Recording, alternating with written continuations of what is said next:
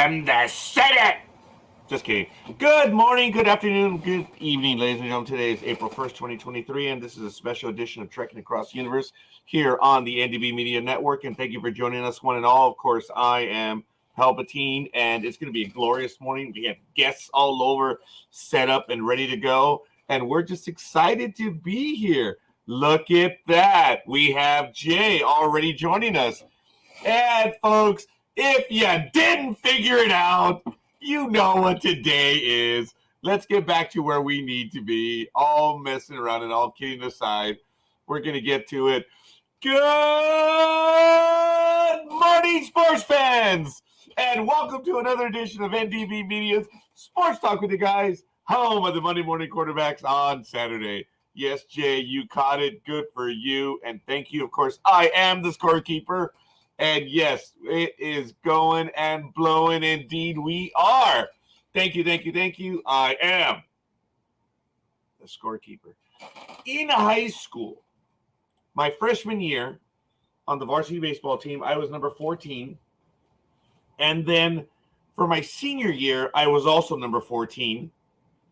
I believe it was my junior year that I was 19.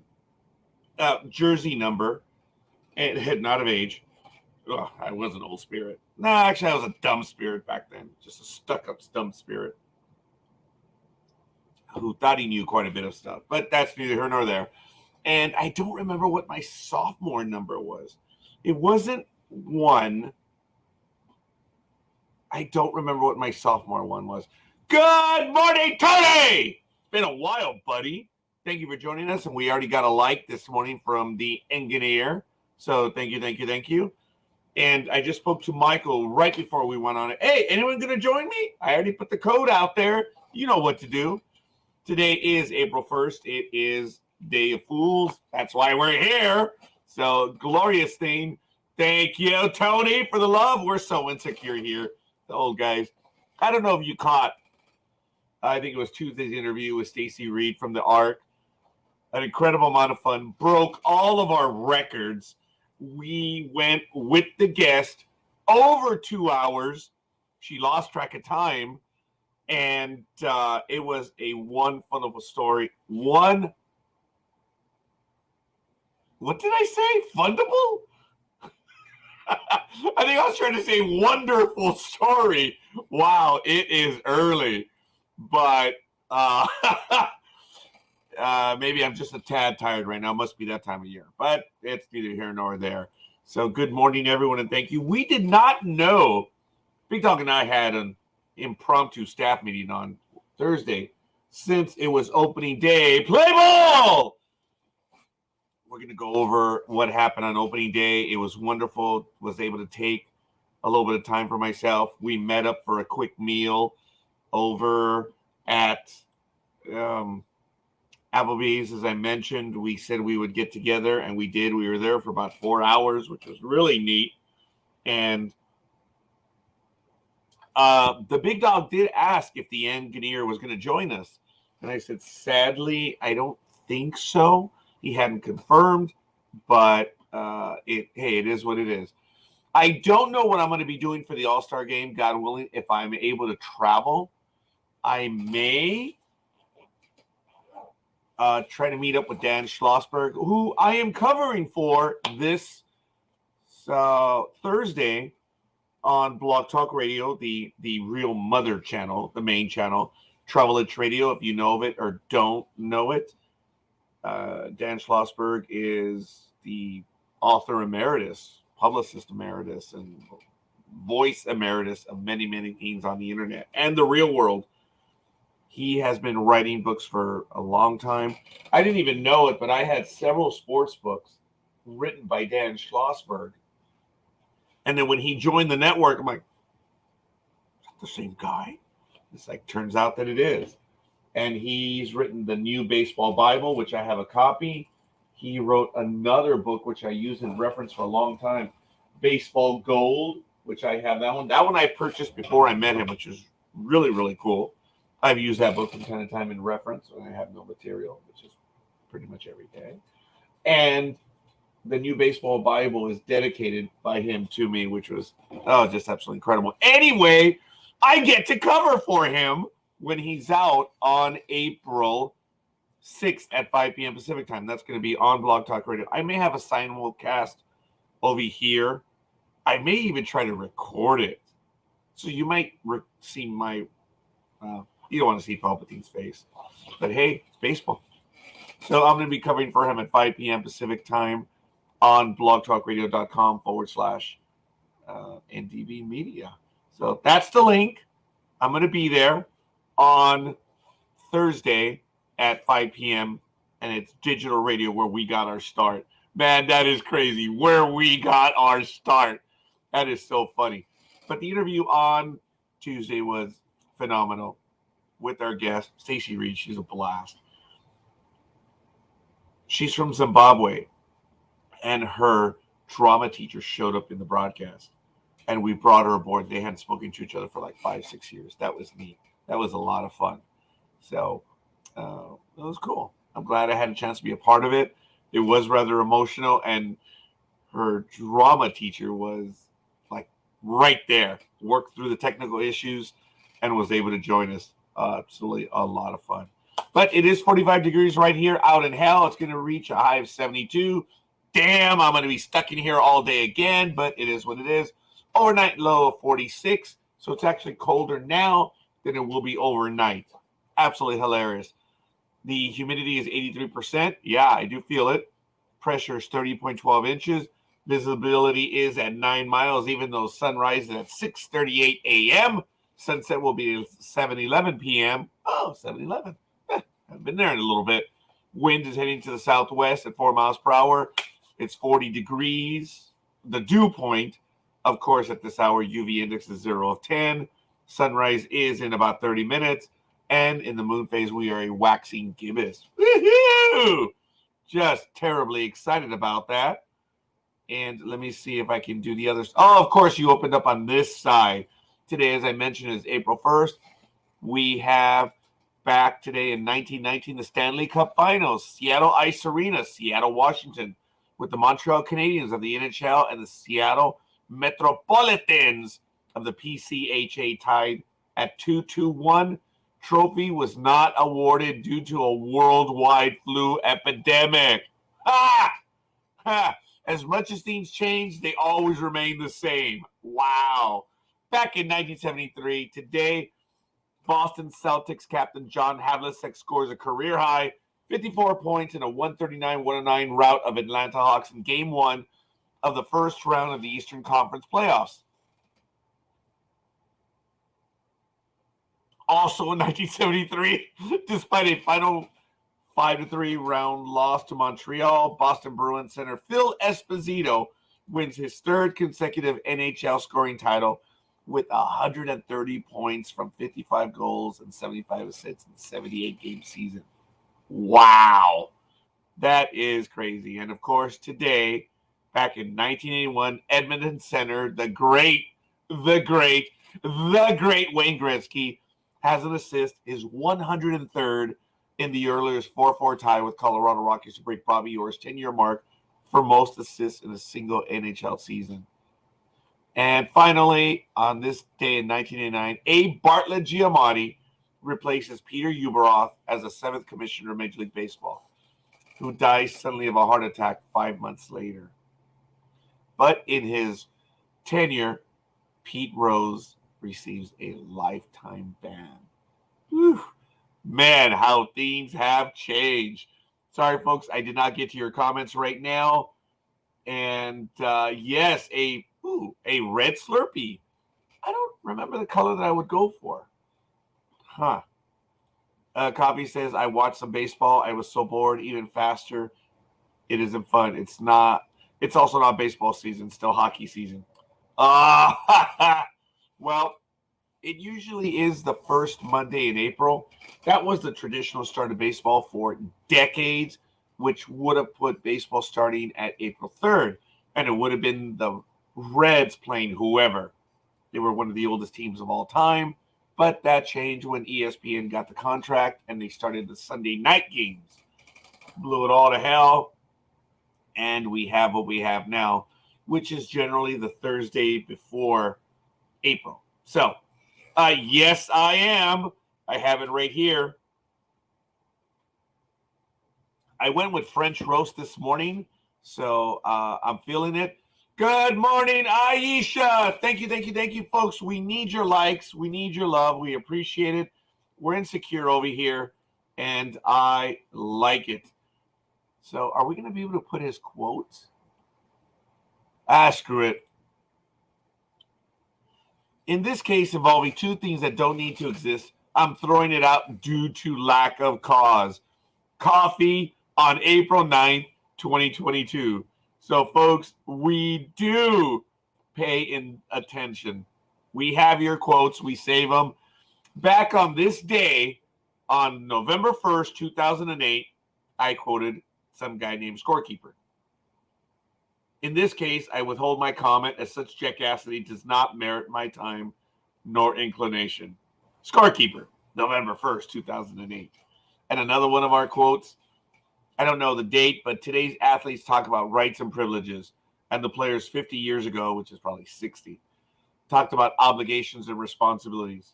And to me, that describes society today, Lou Holtz. Yes, Lou. I most wholeheartedly agree, Lou. No doubt about that. And we have several comments. Thank you, Jay. Yes, I was the Dark Lord for the first 3-4 minutes. For those of you that missed it. And it's good. So thank you. I want to give a shout out. Oh, look at that. Lisa Lomas. Thank you, Lisa. Thank you for the like. Folks, let us know who you are and where you hail from. It's great.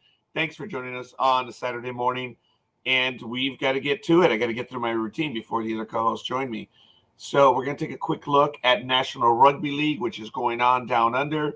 Some highlights on March 30th.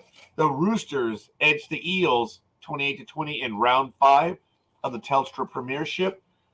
Yesterday on the 31st, the Raiders got slummoxed or beat up by the Panthers 53-12. I don't think that would have happened in the real world. But hey, it is what it is. And the Rabbitohs lost to the Storm 18-10. The Sea Eagles and the Knights 32-32 tie. Dragons walloped the Dolphins 38-12. I'm so sorry. And today, on April 1st, all my fellow fools, the Broncos 46-12 versus the West's Tigers. Today at 11:05 p.m. Pacific time, the Sharks visit the Warriors. And tomorrow at 1:15 a.m., the Bulldogs visit the Cowboys. So, woohoo! And I think I've gotten all the comments over there. Let me take a quick look. I'm sorry, folks. I'm a little bit behind. I am a tad tired. So we're going to go straight to Major League Baseball right now to some of our stories. In opening day action on, I want March 30th. There we go, March 30th. On opening day, the Braves beat the Nationals 7-2. The Yankees shut out the Giants 5-0. Garrett Cole set an opening day record for Yankee pitchers with 12 strikeouts. He had 10 through 4 innings and pitched a total of 6 innings. The Orioles edged the Red Sox 10-5, which was the free game of the day. Folks, remember on MLB TV, you are able to watch every day. Well, right now, oh, damn it, I think I missed it, the one shining moment. Anyway, on Major League Baseball TV during all season, they have a game available, and the Orioles and Red Sox, actually, I believe for the first week or 2 weeks on Major League Baseball TV, all games are free, but every day they choose a free game of the day, and it was the Orioles Red Sox, which I've already repeated for the third time already. Cubs 4-0 over the Brewers.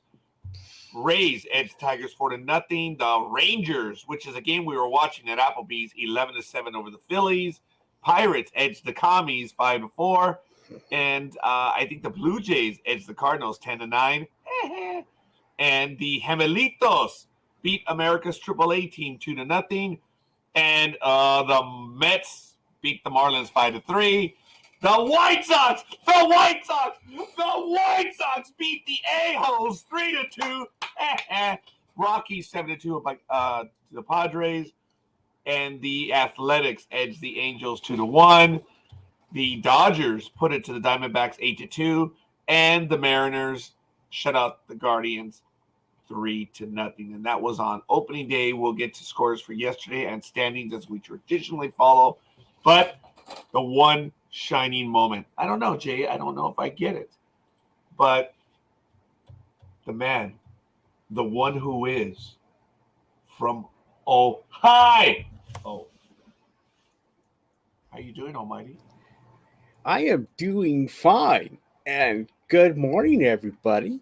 Welcome to another edition of Sports Talk with the Guys. And we're going to try to get you through this today as best we can. So buckle your seatbelts and get ready for a great ride. But first, this disclaimer. Only Roger kills brain cells and will start the zombie apocalypse and wears the pins. The rest of us are professional sports podcasters. And on that note, hit that subscribe button, hit that like button, and hit that bell notification, damn it. Woohoo! Roger. Thank you. That's impressive. Yes, folks, Final Four today. I did not go over it, but today, March Madness, Final Four in Houston. And, of course, the March Madness will continue on March 3rd for the championship. You are so right, Jay. It's college basketball. Some good, exciting stuff right there. Come on, Coffee. You know better. Oh, yes. Love the voice. So, Jay already, he's got a man crush on the voice. I don't know what you're going to do with that, Almighty. Well, if he gives me a phone call, we can work it out. And good morning to Going Across the Pond. How are you, anime girl? What's up, Holy Claus? Good morning. How are you? I'm wide awake. I'm having my cup of Joe. Almighty's here. And you? Life is good in the hood, so they say. So, how are you doing, anime girl? Everything fine across the pond? You getting ready for any kind of football going on? Or rugby? Not off the top of my head that I can remember, no. But, yeah, no doubt there'll be something in the ether happening. I finally found out your name the other night. I didn't know. My name? No, yeah, yours. No, yeah, I do. Yeah, my name's the Almighty. No. I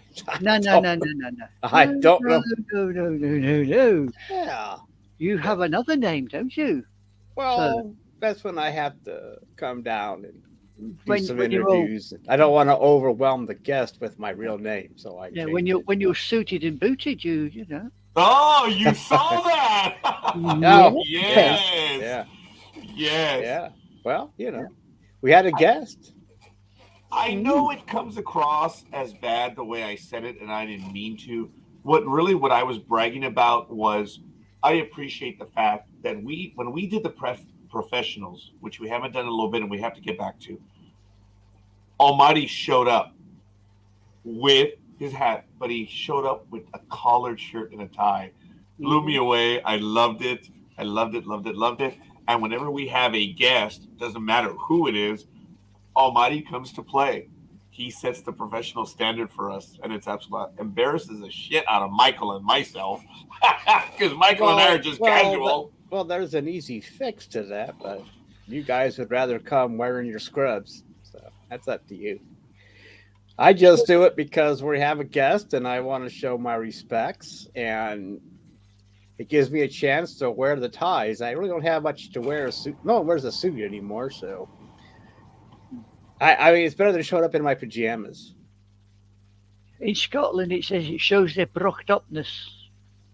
You see. Oh. That sounds almost too much like proctologist. I don't know if I like that. But yeah, shows that are brought up wrong. Okay.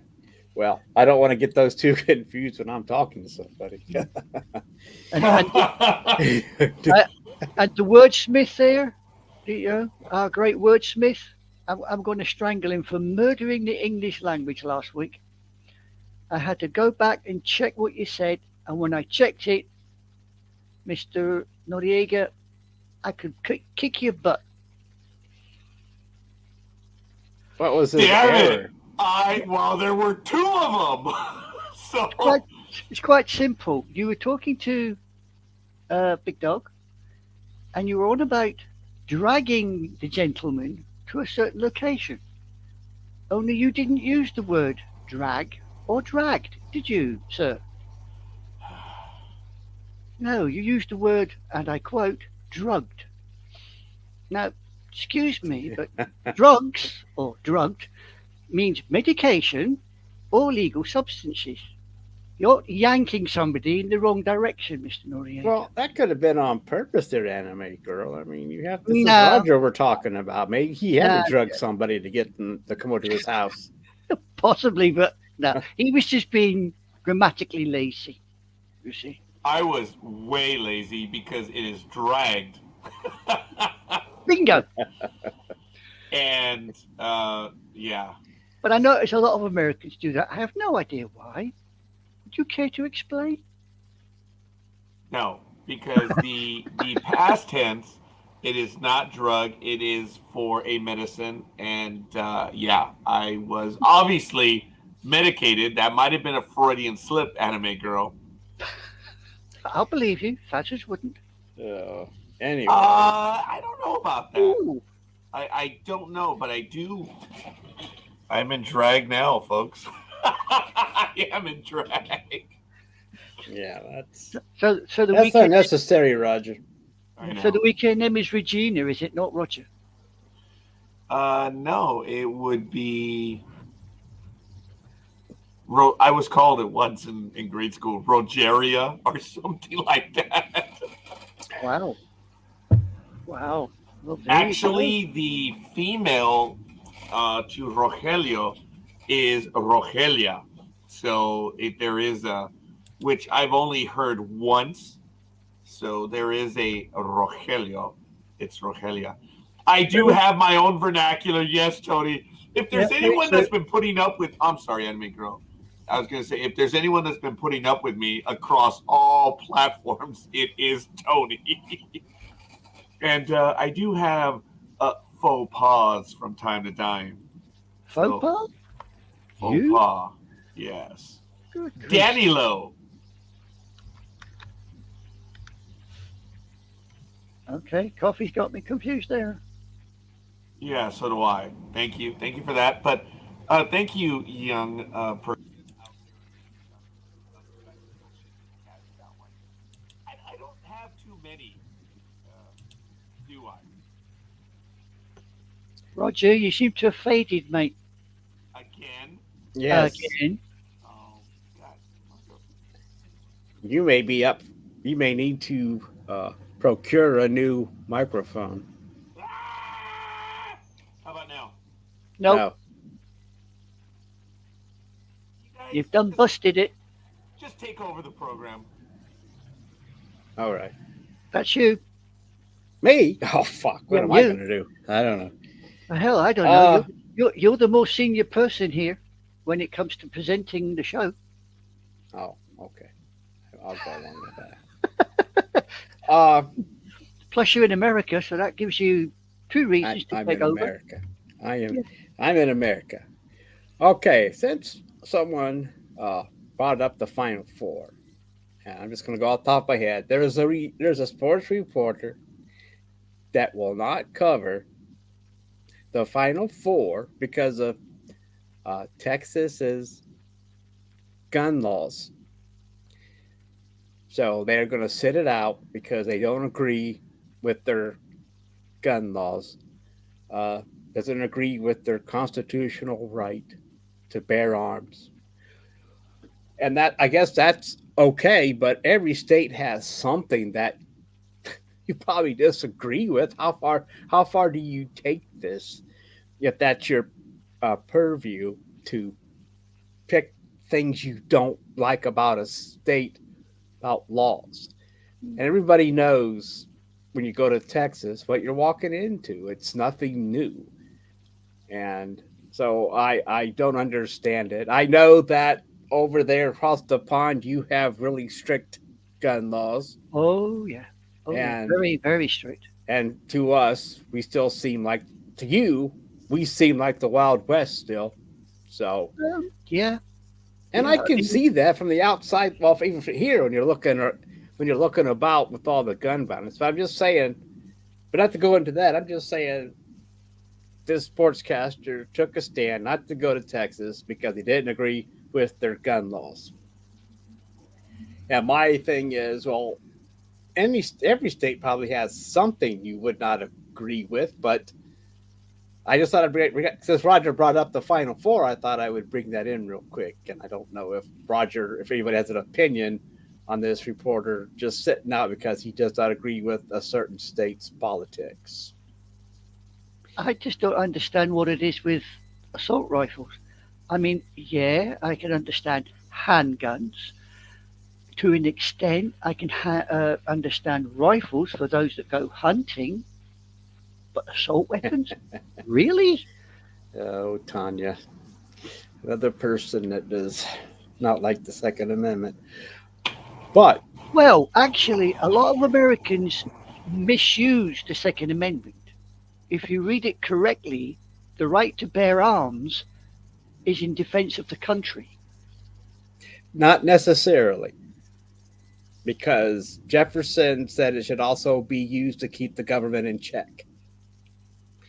Because he argued that if you give the government all the guns, well, then you lose your power, and the government will come. Well, it's already getting that way anyway, even though we're armed. It doesn't matter if we're armed or not. We are losing rights every day. Yeah. With Congress is passing something or a state is passing something. But that was the idea behind the Second Amendment. Also, was to keep the police at bay so they don't abuse their power. But that's still happening. So it's not working. But that was also one of the reasons for the Second Amendment. Of course, Jefferson told us that the government should be torn down every 10 years and rebuilt. And we haven't done that in over 200 years. So we're stuck with what we got because we don't tear it down every 10 years like we're supposed to. Of course, tearing it down and rebuilding would take a while. Now, it's fine when it's back in the 1800s and we had no world power. You had no power. But now if we tore down the government, who knows what would happen. Well, anyway, that comment, Almighty, by you reminds me of a joke that a comedian had in the late 80s and maybe even early 90s when a lot of stuff, well, it's always going on in the Middle East, but the comedian was saying something to the effect of, oh, I hear my buddy saying, we ought to blow them back to the Stone Age. We ought to go over and do this. We ought to go and do that.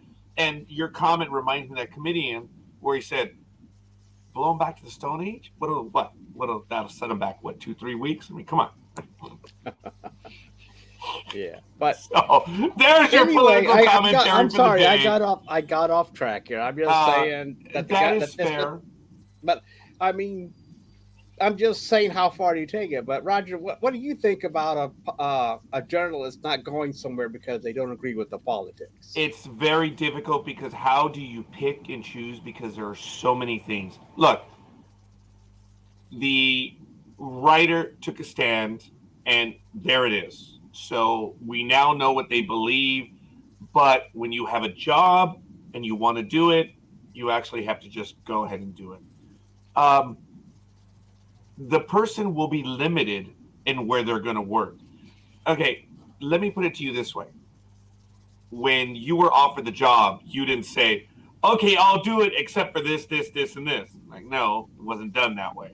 So I admire that the writer took a stand. I don't know where it's going to go. But when you start putting that, folks, you can go in a... Okay. The writer is not supposed to be the story. Okay. And if that writer chooses not to go to Texas, they can't go to another high crime state, which is Missouri. They can't go to another high crime state, which is Montana. They cannot go to another high crime state, which I've been to myself, which is Alaska. There is more gun violence in those states. And I just mentioned a few. There's Illinois. There is... what did you just say? Illinois. What? About the... Oh, okay, look. First of all, we're not going to make this a political program. No, and I'm going to leave it as comment, but there is more gun I'm violence just saying you didn't per pronounce people. it right. You didn't pronounce it right. That's all. Oh, the S is bastard. silent.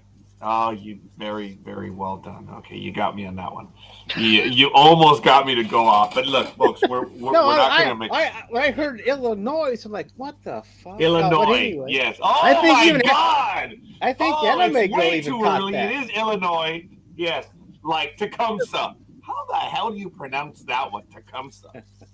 Oh my God! But anyway, that's a name that always threw me. But folks, it is what it is. Look, again, I admire the writer had the ability to take a stand and let it be known, and it's a good thing. I happen to agree with them, but I also see it from the other side. Where do you draw a line? If you draw a line there, what is the next person going to draw a line on? If it's in the Constitution or something that is arguable, they can take a stand. So you have to be careful. There are ramifications to what we do. And I suppose Almighty, that was one of the longer responses to a question.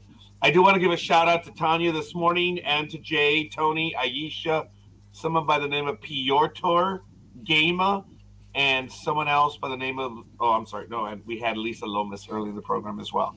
So, folks, let us know who you are, where you hail from, and let us know if you want to join the program. You already have the invite.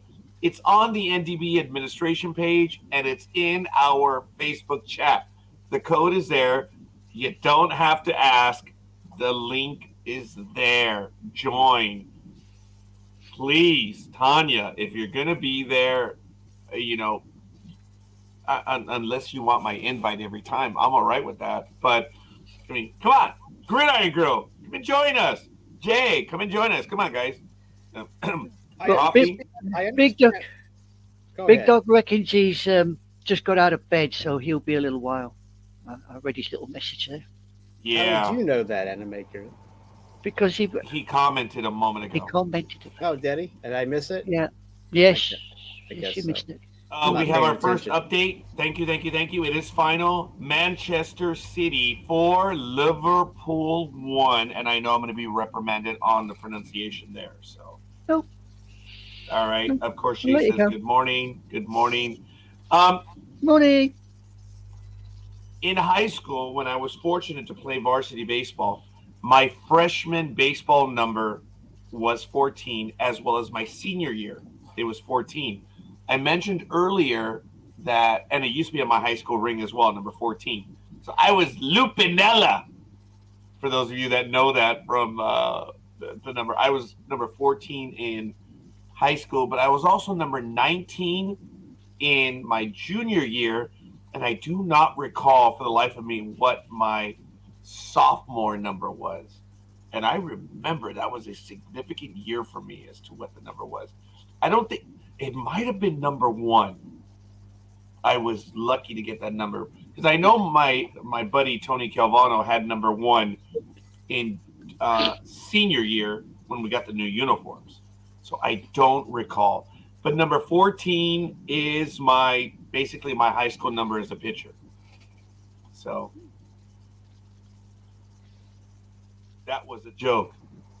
All right, you little rat bastard. Oh, Jay, you want to play this morning? Number 0. Folks, I understand that Major League Baseball, due to the Yankees having trouble, as you know, they have so many numbers that are retired. They don't have many numbers. And this preseason or spring training, they were running out of numbers.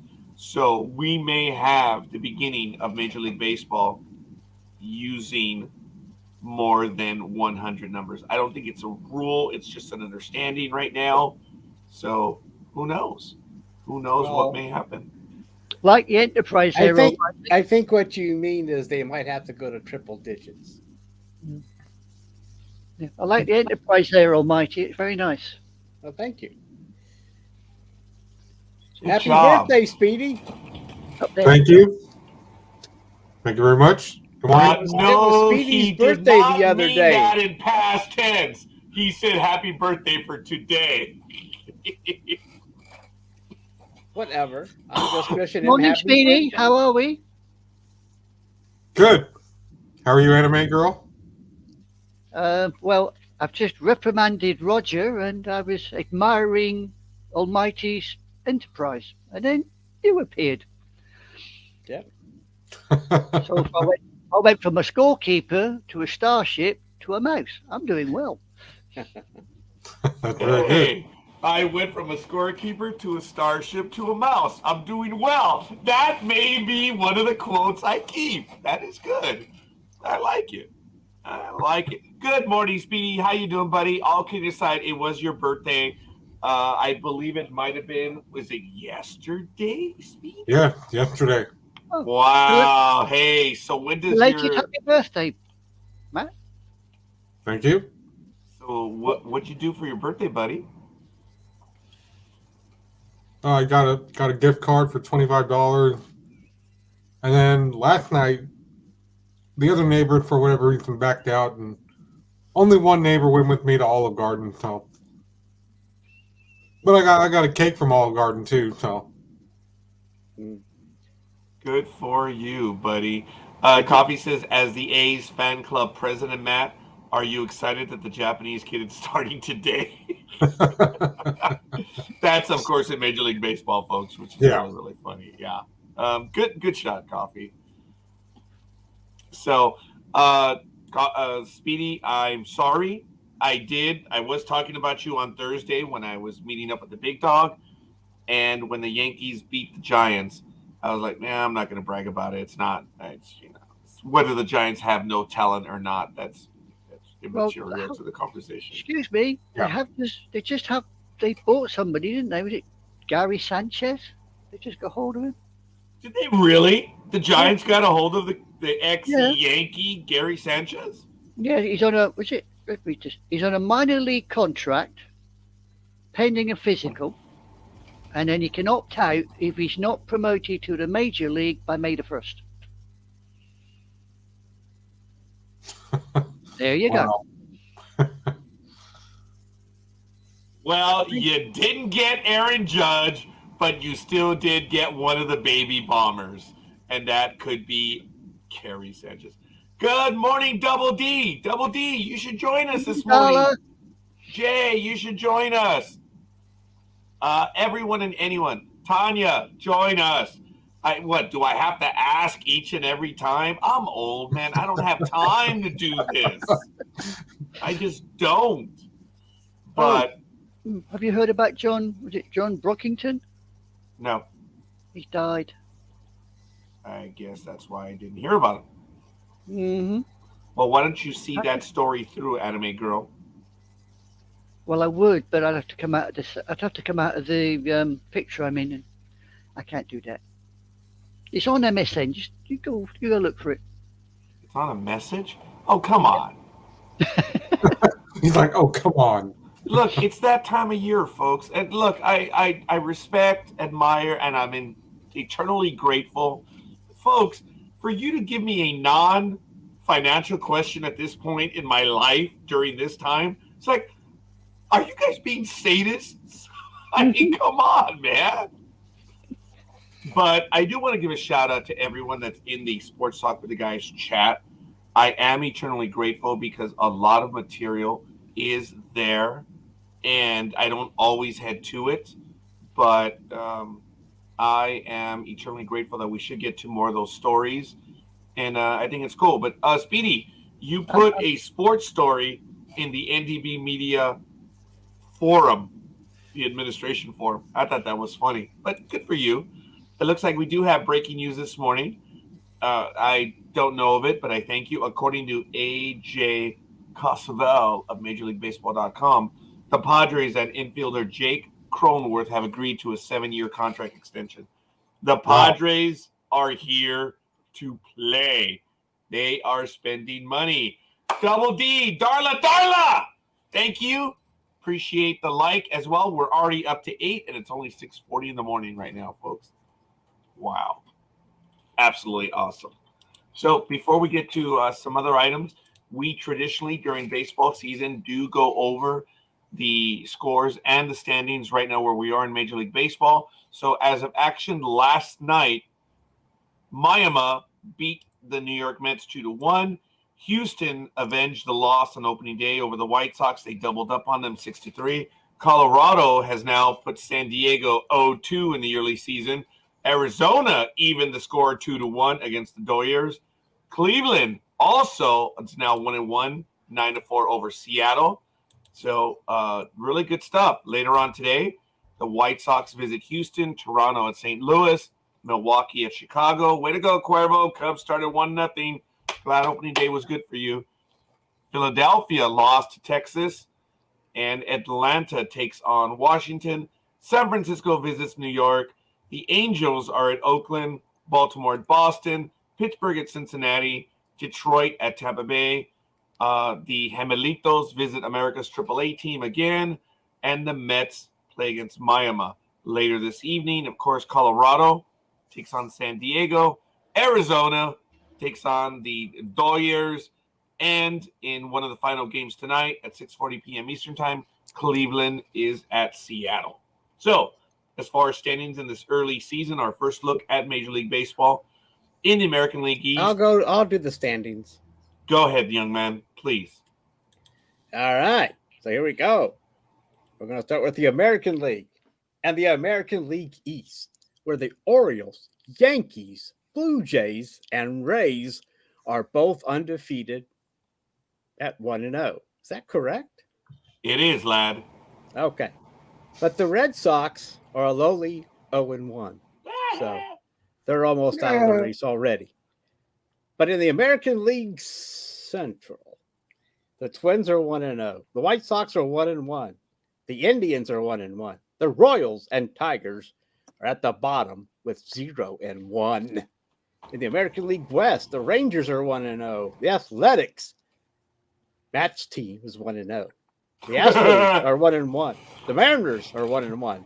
And the Angels in the outfield are 0-1 so far in the regular season. So now I will go to the National League, unless somebody else wants to do it, but I will continue if you would like. In the National League, in the East, the Braves are 1-0. The Marlins are 1-1. The Mets are 1-1. The Phillies and Nationals are 0-1. So Tanya should be happy about her team being at 500 and not eliminated from the playoffs yet. In the National League Central, the Cubs are 1-0. And the Pirates are 1-0. But the Reds and Cardinals or Brewers are in the bottom at 0-1. In the National West, Scorekeeper's the Rockies. second favorite team? Oh my god. What's that? What'd you say? I said Scorekeeper's second favorite team is 0-1. Oh my god. Which one's What's that? he gonna do? The Reds. Oh. Yeah. Well, there's no Charlie Hustle. There we go.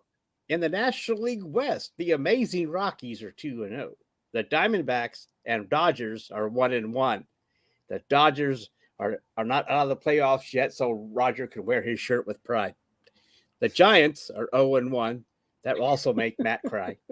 And the Padres, the wonderful team that they are 0-2. And that wraps up the Major League Baseball standings. Ladies and gentlemen, what a wonderful read by Almighty. Thank you. That is a quick look at Major League Baseball. It is basically opening day weekend. A lot of stuff happens. Hope springs eternal. And one of the more amusing storylines on the third day of the season is how many people, San Diego included, were calling themselves America's World Series Championship. Yeah, I thought And the that was funny Padres too. are already 0-2. Nothing personal. That's an incredibly strong team, but they're 0-2. So, Well, that's sorry, what you San get Diego. for. That's what they jinxed themselves by saying that. Dumbasses. Yep, Yeah. dumbasses. So, Well, it's the same thing as what happened years ago when they said, well, so and so is a future world champion. They got that from wrestling, 100%. Because it was like years ago. Well, he's an indie star, right, Big Dog? Good morning, by the way. he'll never be world champion. And then all of a sudden, 15 years later, oh my God, he became the world champion. And now baseball does it, NASCAR does it. I'm the world champion, but you're not a world champion. I will be. I am. Okay, fine. That's what you think. Actually, I think they got it from the 80s when Marino went to the Super Bowl in his second year and didn't win. They were like, oh, he'll get there many, many times. He's a future champion. Oh, Yeah. my God. You remember the Super Bowl when Montana basically beat him, and they said, well, folks, understand that this is his first game. And methinks, I forget which one, it might have been McCarver. I don't know who it was, but It's probably everybody. Yes, we will see a lot of Marino in the future. And that was it, right? That was the only appearance, man. That was the only trip. In the Super Bowl. Not like we didn't see a lot of them in the future, but not in the Super Bowl. But we were led to believe that, okay, Marino's Morning, Adam. Sorry. That's a work companion of mine there. Oh, really? Absolutely awesome. Adam, we need a like, please. But anyway, yeah, I know what you're saying. I thought it was his first year, Big Dog. Wasn't it his rookie year that he went? Yeah, that's what I'm saying. I didn't remember. It could have been his first year. I couldn't remember it was first. I kept thinking that he got there and then he got beat. Whatever. It was they still said the same thing. We're going to see him a lot in the Super Bowl. Like we're going to do is see him in the 80s. Yep. But instead we never just saw John Elway lose all the time in Buffalo. So I mean that was all we got to see. But so who's the Buffalo, quarterback for Kelly, Buffalo back there? It was Kelly. Jim Kelly was 0-4. Machine Gun Kelly. And he lost 4 in a row, right? Yeah, he did. Yep. He wanted to be that decade's Minnesota Vikings. So. By the way, Adam, thank you. We already got a like, folks. We're already up to 9. Speedy, get off our arse and give us a damn like. I deliberately Scorekeeper. wild. Yes. I put 2 little messages in the chat for you. Scorekeeper, you do. Sound effects from Almighty. We might need to get together. Well, that's what happens if you don't give us a like. You get phasers and photon torpedoes. Wow. Cool. Big Dog, I'm sorry. No, I was saying we might need to get together and get Anime Girl some help because for whatever reason she wants to expose her work friends to us. Oh, do we need an intervention? Is that what you're telling me, Big Dog? That is funny. That is so cool. But all kidding aside, Adam, if you're still here with us, please let us know who you are. Well, duh. Sorry. Let us know where in the United Kingdom you are. It'd be kind of cool. And everyone else in the chat room, let us know where the misery is happening right now. I made the mistake. I made the mistake of saying that I was on this sort of podcast, and he caught 15 minutes of it about a week ago, and now he's. You just got on Scorekeeper's bad side. He hates the fact that you call this a podcast. Well, yeah. Folks. He's like, well, isn't that what we are? Everyone else does a podcast. We don't do podcasts. The program is available after the fact as a podcast. This is live internet. We've been doing it for 15 years. We're going to continue to make your life miserable. And by the fact of the audience growing, shit, a lot of people like punishment, but hey, whatever. I'm not one to judge. Anime Girl, he said that. And the bribes are happening. That's the only reason he's here. That you promised him coffee. Well, I'm not at work next week, so you've lost on that one. Oh, yes. Misery is right. Coffee says the snow was just about melted around here, and then we got 5 inches last night. That kind of does suck, folks, when you think that you're going to get out of it, and Mother Nature says, not yet. That's what she said. Ooh. Wow. Yes, Jay, we are live. Yes, indeed, we are, ladies and gentlemen. You don't get a train wreck like this on that repeat, that's for sure. That's right. I love it. I refer to it as the internet's ongoing traffic wreck. So train wreck, it is good stuff. Folks, that's Almighty. Oh, sorry. That's Almighty over there. That's Hey, I lost the angle. That's Speedy. That's the big dog, Anime Girl. Everyone in the chat room, thanks for joining us. It is 6:51 a.m. Today is April 1st. Hope you guys liked the tiny April Fool's joke that I did. It's the first time I've ever done an April Fool's joke on What'd you do? April Fool's. Well, I pretended to start as another program. We have intro music for our other program and a brand new Starfield, and we went with Trekking Across the Universe. And I played it for a few minutes that we were doing Trekking Across the Universe. Oh. And Jay got it right away, so that was cool. And I'm sure Almighty. It went flat. Yes. Ooh, Are you wearing, guys are all in an trouble. Astros jersey?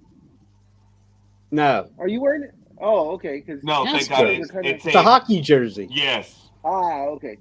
Astro jersey. What the Yeah, I was fuck? about to cuss you out. I deserve it too. Motherfucker. Yeah. What Hey, the hell? Tanya. Tanya's Oh, here. it's just Well, a no, hockey she's jersey. been here. It's nothing to do with the asshole Astros. So I would not wear Well, that jersey. I saw mean, the colors on top, and it Those kind are of Yeah, he's similar like- colors. it. I mean, I do have that jersey link that you sent me. I do have it targeted. Yeah, So, it's a I pretty cool link. Trigger here pretty soon, so I may be wearing it on a future show. I think I might have sent you another one, or if I didn't, I'll find it and I'll send it to you if you want. I think It's the same I thing like. with the Indians, but they're like Hawaiian style shirts. Oh, so then And- I could be what's his name? What the fuck? Fluffy. No, You can. Fluffy wears the Hawaiian the shirt. guy who did the Hawaiian show? I can't remember his name. Magnum PI. Yeah, fuck. Yeah.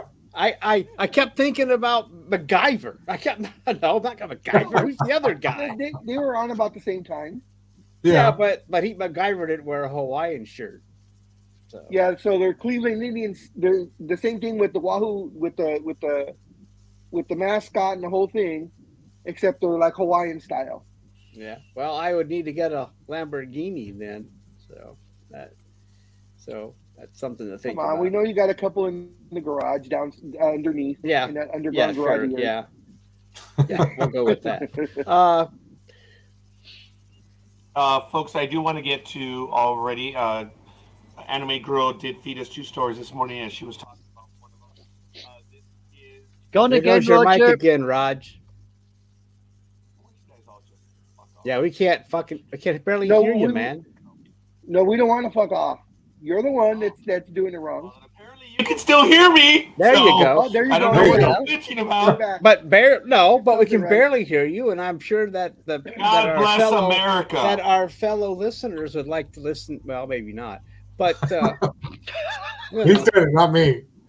It was all Almighty. See, Speedy, your get mic it in goes- while you can. Get How it in about while you can. now? low. Yes, Tom Selleck. Yeah, you're there fine. we go. But I don't have the See, mustache for it. I'd have to grow the mustache. Scorekeeper, your mic goes low, but we can still hear you. Just like when you think you have those silent ones that we can hear them. Trust me. Yeah, I don't know what you're Silent talking one. about, but The whatever. one that you Of can still course smell. not. Yeah, whatever. Anyway, ladies and gentlemen, provided to us by Anime Girl. She was talking about the individual earlier. Football World reacts to the death of former Ohio State star. The links, folks, are in the chat room right now, as well as in the private chat for the co-hosts. The football world is mourning the death of former Ohio State Buckeye star who passed away on Saturday morning. The former All-State All-American John Brockton died on Friday. Sorry, it was reported on Saturday. He passed away on Friday at the age of 74. John Brockington, an All-American fullback who helped Ohio State win 2 national championships and set 2 school rushing records during his senior year, died Friday at 74 years old. And there is an image of him. He was number 42. Brockington went on to star in the National Football League, where he played for the Green Bay Packers. And comments are already coming in. Bless you, John Brockington. Your spirit will always be in the shoe. Certainly remember him. R.I.P. and R.I.P. Buckeye legend. These were comments by fans, the last 3. And John Brockington has passed away. The bruising runner was one of the brightest spots for the Green Bay Packers in the 1970s. He was the first back in NFL history to run for 1,000 yards in each of his first 3 seasons. We send our Wow. thoughts to his friends and family, another fan wrote. And the Green Bay Packers did have a statement on his passing from the Packers president CEO.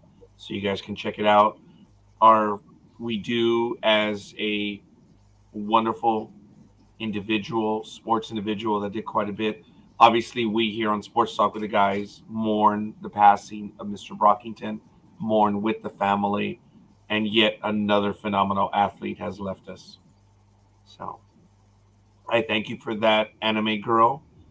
And I'm going to get to the baseball story, Anime Girl, in a moment, because there were actually 2 incredibly bad calls already within the last week. One of them had to do with a strike zone call, which is absolutely ridiculous. And the other one is the mind-boggling call, which I'm going to get to that one a little bit. So Were either one called by Angel Hernandez? shockingly, no. No. Wow. Okay. And then, of course, down there by you, what happened at Dodger Stadium? Why couldn't this guy propose somewhere else? Oh, that was funny. Well, he wanted to be put on TV. He wanted to show his love, and it make national news. And boy, did it, because he got the shit tackled out of him. But it's funny. You're right. It is funny, but it's also stupid because, as we've all known, the last 3 years or so, the world has become soft because you're behind a computer on the internet. So everybody on these Facebook forums, oh, but have compassion on him. He did nothing wrong. And then people are like me, well, for one, he shouldn't be on the field. That's illegal. You have no business on there. You're not a player. But be nice to him. He didn't do anything. Well, yeah, he did do something. Those are idiots that don't understand that there's rules and you can't break them just because you want to. Well, I he don't know actually if, on the field to play, Big Dog. You Yes, have a what happened video of was that, is Roger? Of which one? I'm sorry. I was What watching. we're talking about now with the guy proposing on. No, I did not. I was checking the story that Anime Girl provided me on the bad call on the base runner, taking a bit too long to return. I'm sorry. All right, I thought you might have had that one loaded up, but I actually didn't know about it. So please continue, and I guess I'll look for it. Do you know the game that it took place at? It was at Dodger Stadium. You did say that. yes. But you're not listening to us. So what happened is the guy jumped the rail and ran to, I believe it was like center field, mid center field, and he dropped down to one leg, proposed, blew out the ring, and I guess his girlfriend was in the outfield stands, so he's proposing to her. He got to show her the ring, and I guess he's yelling, "Will you marry me?" And at that point, one of the security guards came from his left side and just tackled the crap out of him. He was already down on one knee, and the guy, anybody watches wrestling, he kind of speared him. Yeah. and then the rest of the security I may have it. him up and Just like Big Dog just stated, here it is, folks. there we go. yeah, okay. Oh, come on. Oh, your computer wants to do the buffing. The spinning wheel of death. How 80s? I don't know what the issue is. This was working just fine a moment ago. So I am Refresh sorry. it. I'm going to. Sometimes refresh. that What? happens. Just refresh it. Well, then I have to go off the screen again. So I'll be right back. I'm going to Okay. refresh it. Thank you. No, not just you. takes a moment. Just that particular page. Yes, but it's from another page. That's why I had to go back to refresh it. It just takes a moment to do so. Gotcha.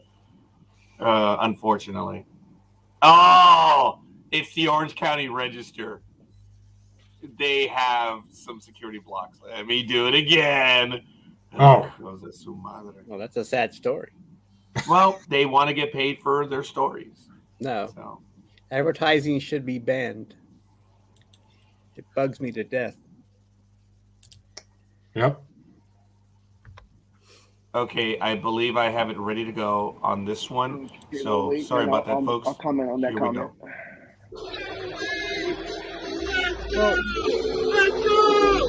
Where the fuck did he go?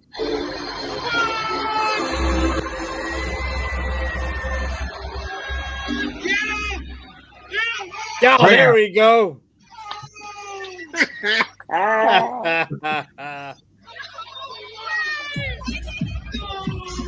Way to go, security.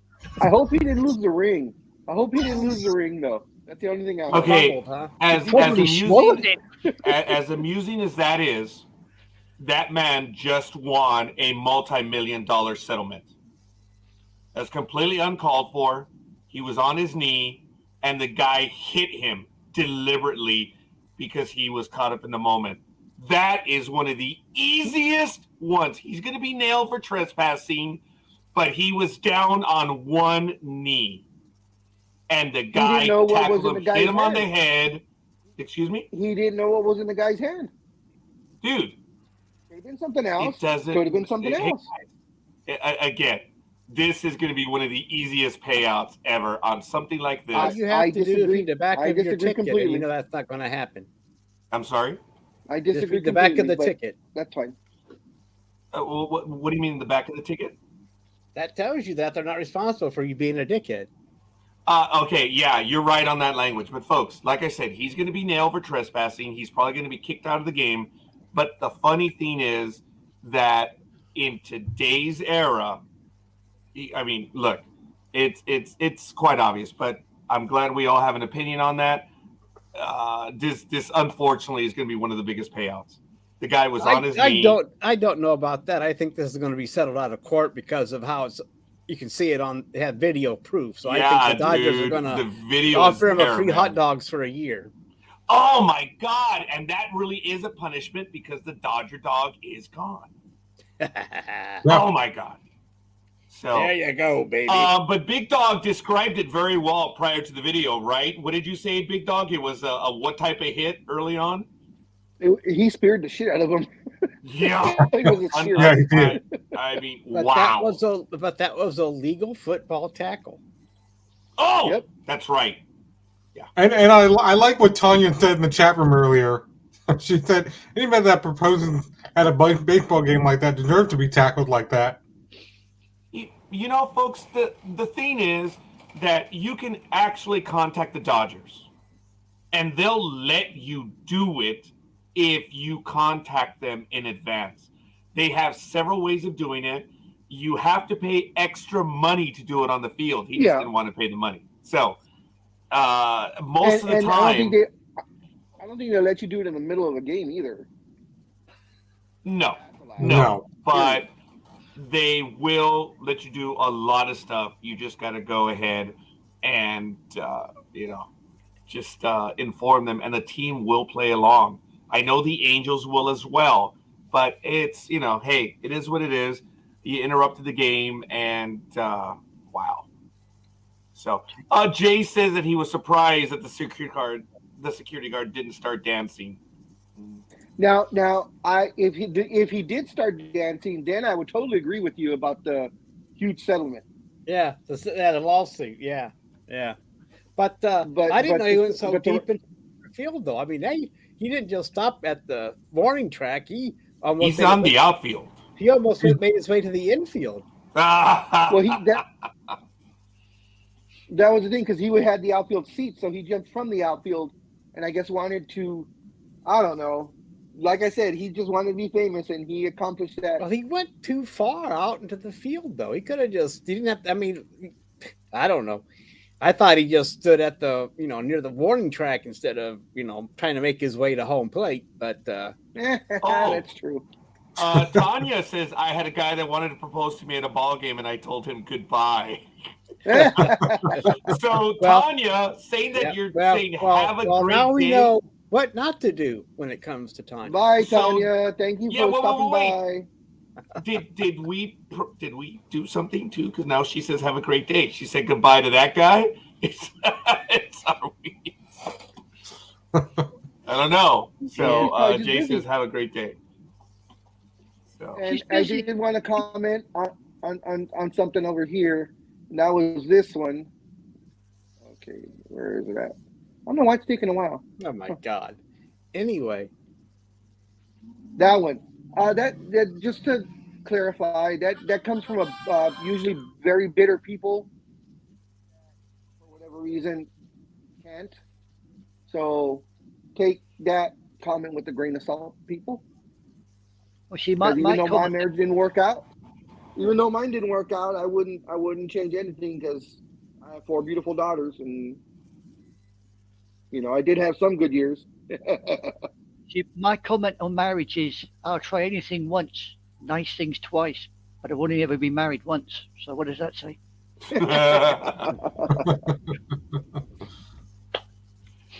folks, good morning. It is Sports Talk with the Guys, home of the Monday Morning Quarterbacks on Saturday. It is April 1st, Saturday. I should have said Saturday 1st, then April 1st. And we are now in our second hour here on Sports Talk with the Guys. Thank you, everyone, for joining us. And we're going to get to some of the other stories real quick. Of course, we have Big Dawg, we have Speedy, we have Almighty, Anime Girl, and unfortunately, I am the scorekeeper. So, hey, we'll go ahead and continue. Big Dawg, do you have any stories you want to get to right now?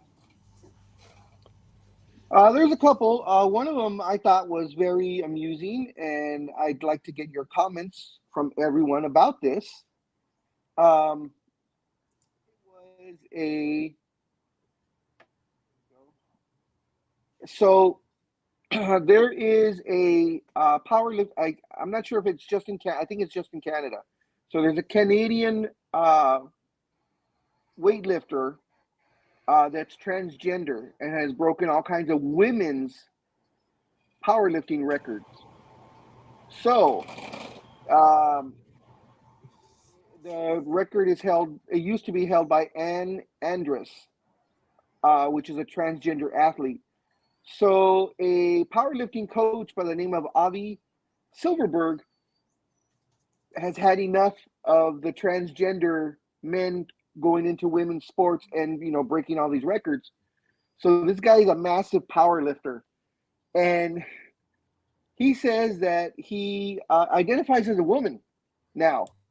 So he went to show how idiotic giving those records to transgender athletes.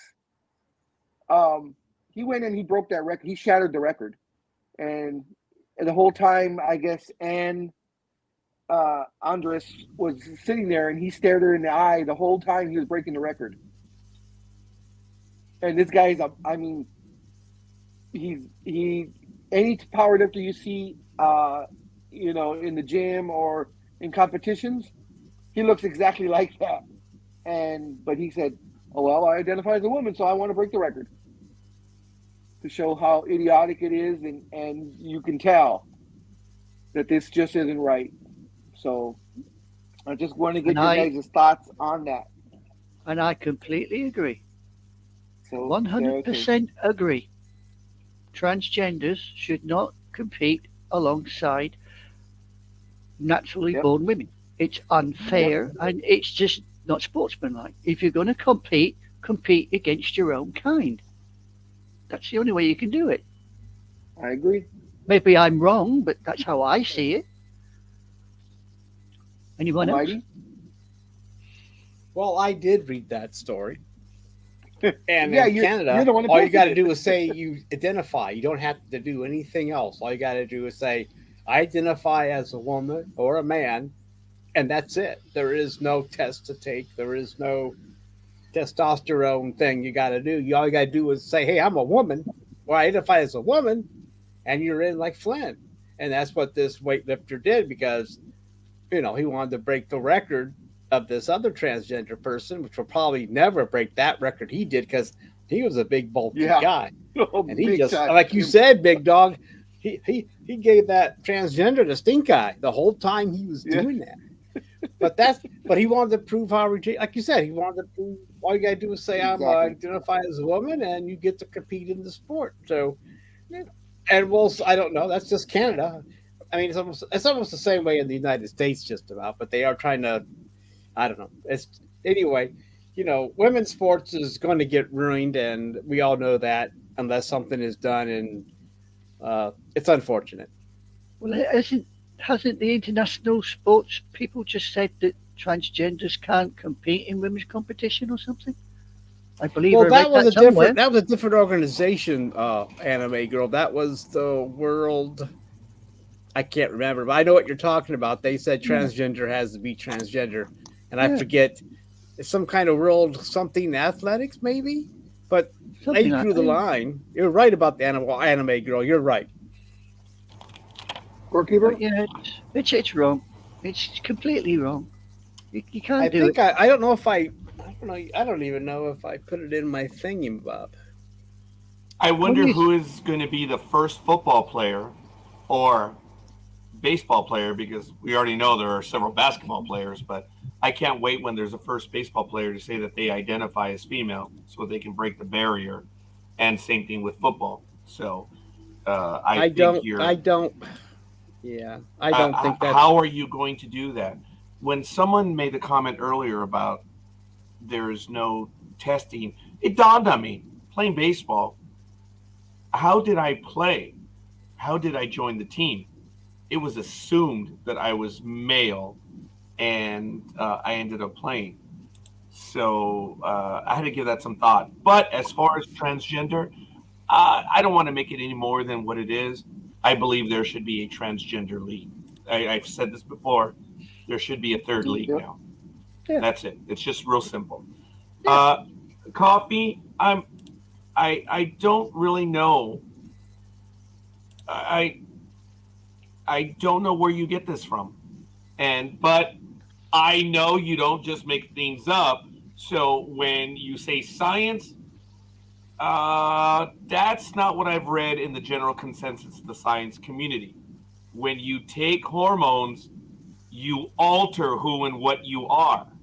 So that's fair, Coffee. I'm being argumentative insofar as where did you get that one from?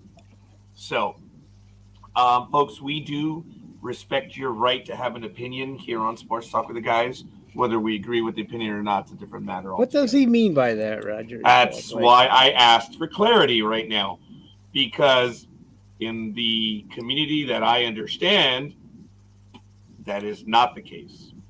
Oh, I think that rule Anime Girl was you can't come in if you went through puberty already because you'd still carry too much male stuff with you. I think that was the ruling, right, Anime Girl? That's correct. That is Right, 100% correct. Yeah, I'm sorry I missed that. Or anyway, that was the thing. You can't go through puberty and then come in and say I'm transgender and do a female thing. You have to do it before then. And of course, before then, it's illegal. Yeah, because you've got to be over 18. But I can't. I wish I could remember what the hell that the world something, right? Anime Girl. It is. I thought it was the World Athletics Association or something, wasn't it? I believe it was. We did talk about something about that within the last year. So, but I'm just saying it's just recent that they did this, Raj. But that thing about the hormones within the last year. That's all I said. Being on hormones, yes, I suppose after a while you will lose some of the male strength, but you don't lose it all. We haven't seen that work yet, though, Anime Girl, because female or transgender men are still way ahead. I mean, you haven't seen it work yet. The swimmer in the last few exactly. years. That's the best example right now. Broke all the records as well. We've talked about that over the last few years. I believe that's been within the last 2 years. Yep. But I don't want to belabor my commentary. Big Dog, I'm going to jump over you and go to Speedy. Speedy, your opinion on that? I don't have an opinion on that. Okay. All right. Fair enough. Thank you, Speedy. Big Dog? Oh, I stated it from the beginning. I totally agree with Anime Girl. Should be, and yourself, should be a separate league. There's, for me, hats off to that guy to just prove how idiotic, the thing is. And how it oh shoot, I can't find the words. How it disparages the actual females that are working their asses off for years to compete at a high level, and just for some person to come in and say, "Hey, I identify as a woman," and then they come in and just shatter the records. Because I mean, you look at a female bodybuilder and you look at a male bodybuilder, and there is no way you're going to say, "Oh yeah, the woman can compete with and do exactly what he's doing." No, no, it's not. So I tip my hat to the gentleman who did this to show how ridiculous this whole thing is. Well, yeah. I mean, just because you say you're changing or you identify as a different gender, right? That doesn't Yeah. mean you've changed your sex. I mean, even when you have gender reassignment surgery, it's in the title, gender. It's not your sex. There are only two sexes Yeah. in the world, male, female.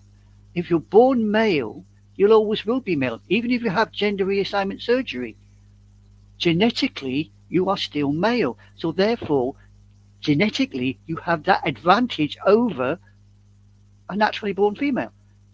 And Yep. it's unfair. It should not be allowed.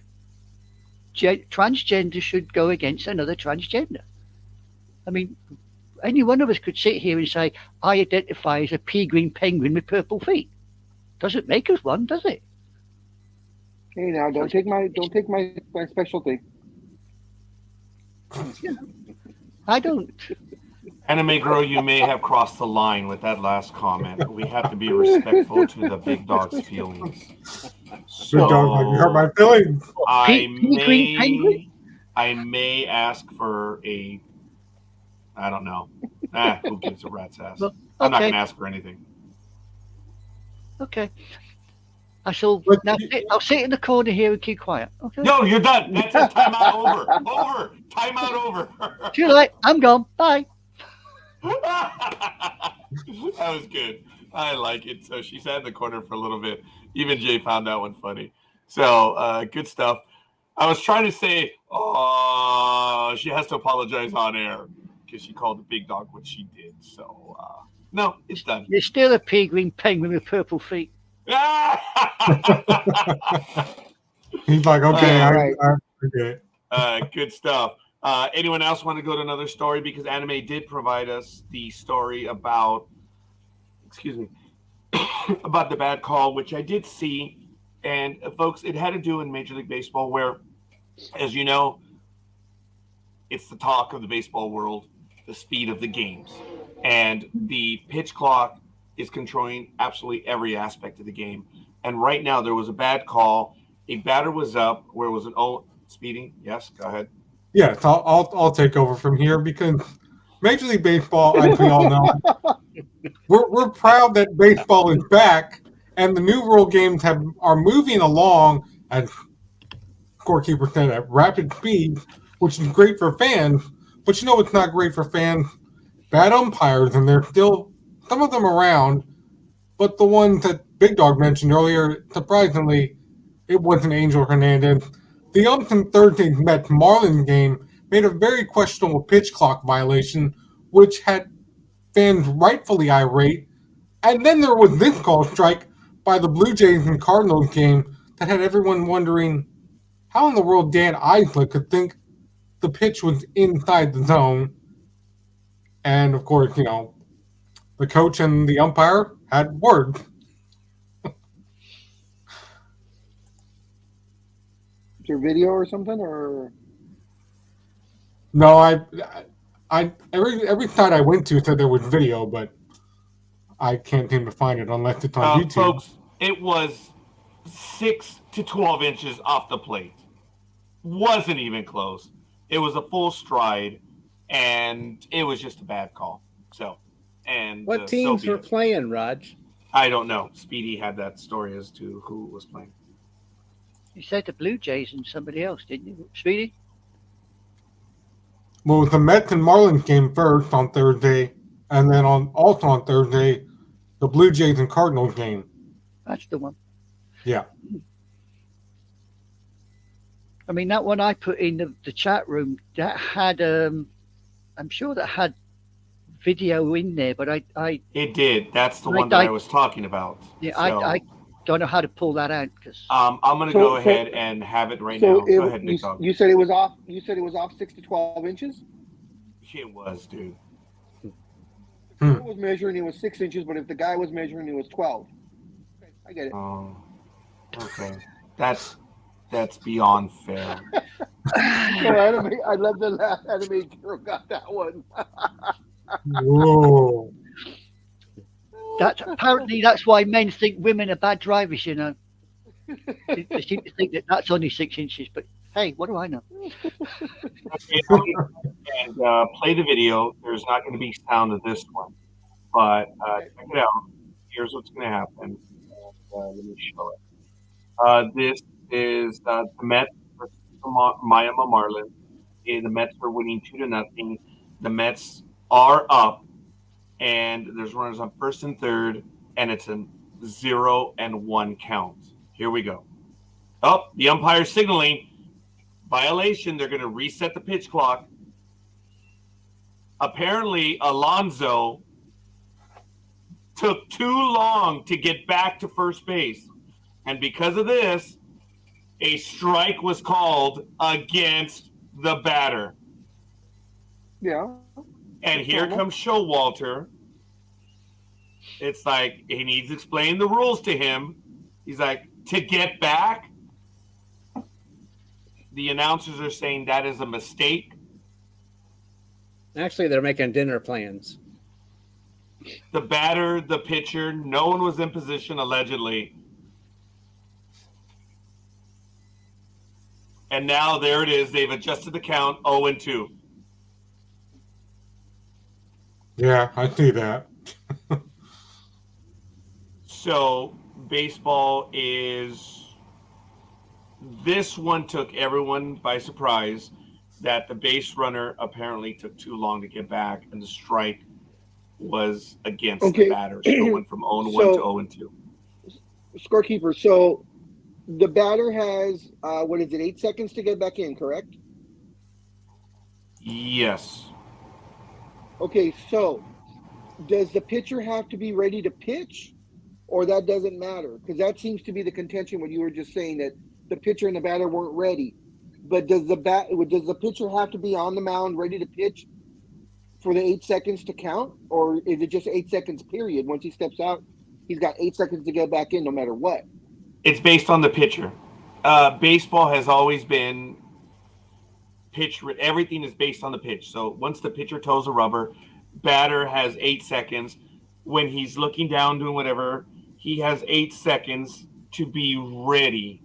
So apparently, based on the audio, the commentators had said no one was in position. And no one was in position being pitcher and catcher, allegedly. Unfortunately, we don't have that in the video. Do they mean he didn't get back in time to tag, or just to get back to base? I'm trying to figure out what they were talking about. He didn't get back to base in time. I mean, to tag up? What if he wanted to steal? I don't understand what was going on there, Raj. Based on what happened, it was, as I mentioned, the umpire called a time clock violation against the runner because he was taking too long to get back. So to get back to do what? To tag up or what? I'm trying to figure out what he was supposed to do. He was taking too long to get back to first base. I don't know. To tag up or what, Roger? Is he tagging up? It was in between pitches. What if he wants to steal? I don't understand. I'm trying to figure out. He had to get back to tag up again, or you have off base. That's what I want to know. He's leading off base between pitches. Every single time the pitcher's what if he? mound. I'm just trying to figure out. Are you saying he didn't get back in time to tag up, or he just didn't get back in time to do anything? Because what if he wants to steal? Apparently, there was a foul ball. Or no, hold on. Okay, well, that makes a difference. I didn't know there was a foul ball. No. I believe the umpire was saying that he was taking too long to get back on the prior pitch, was foul ball. So which that was the pitch. The first pitch was a foul ball. So they're saying he took too long to get back, and the runner was the actual delay. It wasn't the So pitcher. what you're it wasn't saying the is batter. that he took off toward second base when the foul ball happened, and he took too long to get back to the first base after taking off. Is that what you're trying to tell me, Raj? You're inferring that. I didn't say that. The article does not make that clear. Well, I'm just saying that. I'm just saying a runner takes off a little bit when the ball is hit. Then once it goes foul, they jog back to first base. So he took too long jacking off. He took too long jogging back to base. Is that the call? More than likely. I don't get that I'm part. just trying to clarify it, Roger. And Almighty, I don't have that information. That's what I'm telling you. All I know is that the umpire said he was taking too long to get back to the base. Okay. Oh, For that, it was the violation. But when you say foul ball, that just automatically assumes that the runner took off and then saw the ball went back, so he went back to first, and maybe he was and the umpire thought he was dragging his ass too much to get back to the base. That makes perfect sense, because otherwise they don't know if this guy's leading off base to steal. So I don't understand. So that makes more sense, Raj. I just didn't know. I'm not sure if people know this, but whenever there's a foul ball, everyone has to return to their starting position. So the runners have to go back to the base. That's what I'm saying. He's jogging back to first base. Well, I'm glad that that's what you're saying, Almighty. I just made that clear to everyone else in the audience. And whenever there's a ball, they have to run back. Almighty. Okay, foul ball. We got the guy has to go back. He head towards second. The foul ball. Okay, now he has to go back to first to tag up again. But so what I'm thinking is that he took too long to get back to first base, and that's why he got penalized. That's my assumption, because the foul ball, that makes more sense because then you're assuming that's why I asked if he was tagging up, because he took too long. What if he's going to steal? He doesn't have to get back to base because he's going to steal at the next pitch, maybe. But because they're still allowed to lean off, right, Raj? Yes, of course. Now, okay. I don't have that information because the article is not. Anyway, I am going to say that my story is true. That's good, Almighty, and I'm glad you took that I'm just stance. trying to look at this at a logical way, like at baseball, is why he would be penalized for getting back too late. I'm just thinking he dragged his ass getting back to first base after the foul ball, and he got called on it. Now, there were several fans that commented saying that how long did it take the umpires to meet with the teams to explain the rules violation? You're trying to keep the game going, and it took much longer, the violation itself, and getting everyone on the same page. So it looks like genuinely it was a bad call. It was genuinely a bad call because, again, it's based on the pitcher. If the pitcher toes the rubber and the runner has not gotten back or returned, returned to first base, I would take that as a rules violation because the runner does have to be back in position. So if that's what the umpire did call, as much as people dislike it, under the new rules, that would be a rules violation, and it looks to be. But I don't have. But all why that couldn't he lean off the base? Because when there's a foul ball, the runners have to return to the base. Okay, we're still talking about the foul ball thing. But after a foul ball, when does the 8-second clock start? When the pitcher toes the rubber. The moment he is set. And it seems to be that everyone is saying it's a bad call because the pitcher was not on the rubber. Okay, yeah. So not the fact that he didn't tag up in time or whatever. It's just the fact that the umpire was saying the pitcher was on the rubber, and everyone in the world seems to be saying no, he wasn't. The pitcher and the catcher weren't even ready. So that's why they're saying it's a bad call. That's where the bad call comes in, because nobody was ready to go. Yes, that's right, Big Dog, because unfortunately you weren't able to hear it, but as I said, on the audio replay, the announcer was saying, wait a minute, no one was set. The pitcher was not set. The batter wasn't even in the... So that's the thing, and that's what baseball is arguing, while the fans are saying this was a major rules violation. So did the first base umpire make that call? No, it was It home plate did umpire. no. It was the home plate umpire. I don't believe that would be under the purview of the first base umpire. It was. But the he's home plate right there. The umpire's watching the pitcher, and that would be for the home plate umpire to make But that then call. that's all. So what you're saying is the home plate umpire missed that nobody was ready. It looks to be that way. Oh my gosh, is he one of And your then- favorite umpires? No. So this is And then going to we be got- the. Hold this on, is gonna Almighty. be the Hold on, baseball Almighty. version. Hold on. And then what got me in, why would the umpire start jaw jacking and pointing at the batter? The batter's like, what did I do? Well, you're at fault.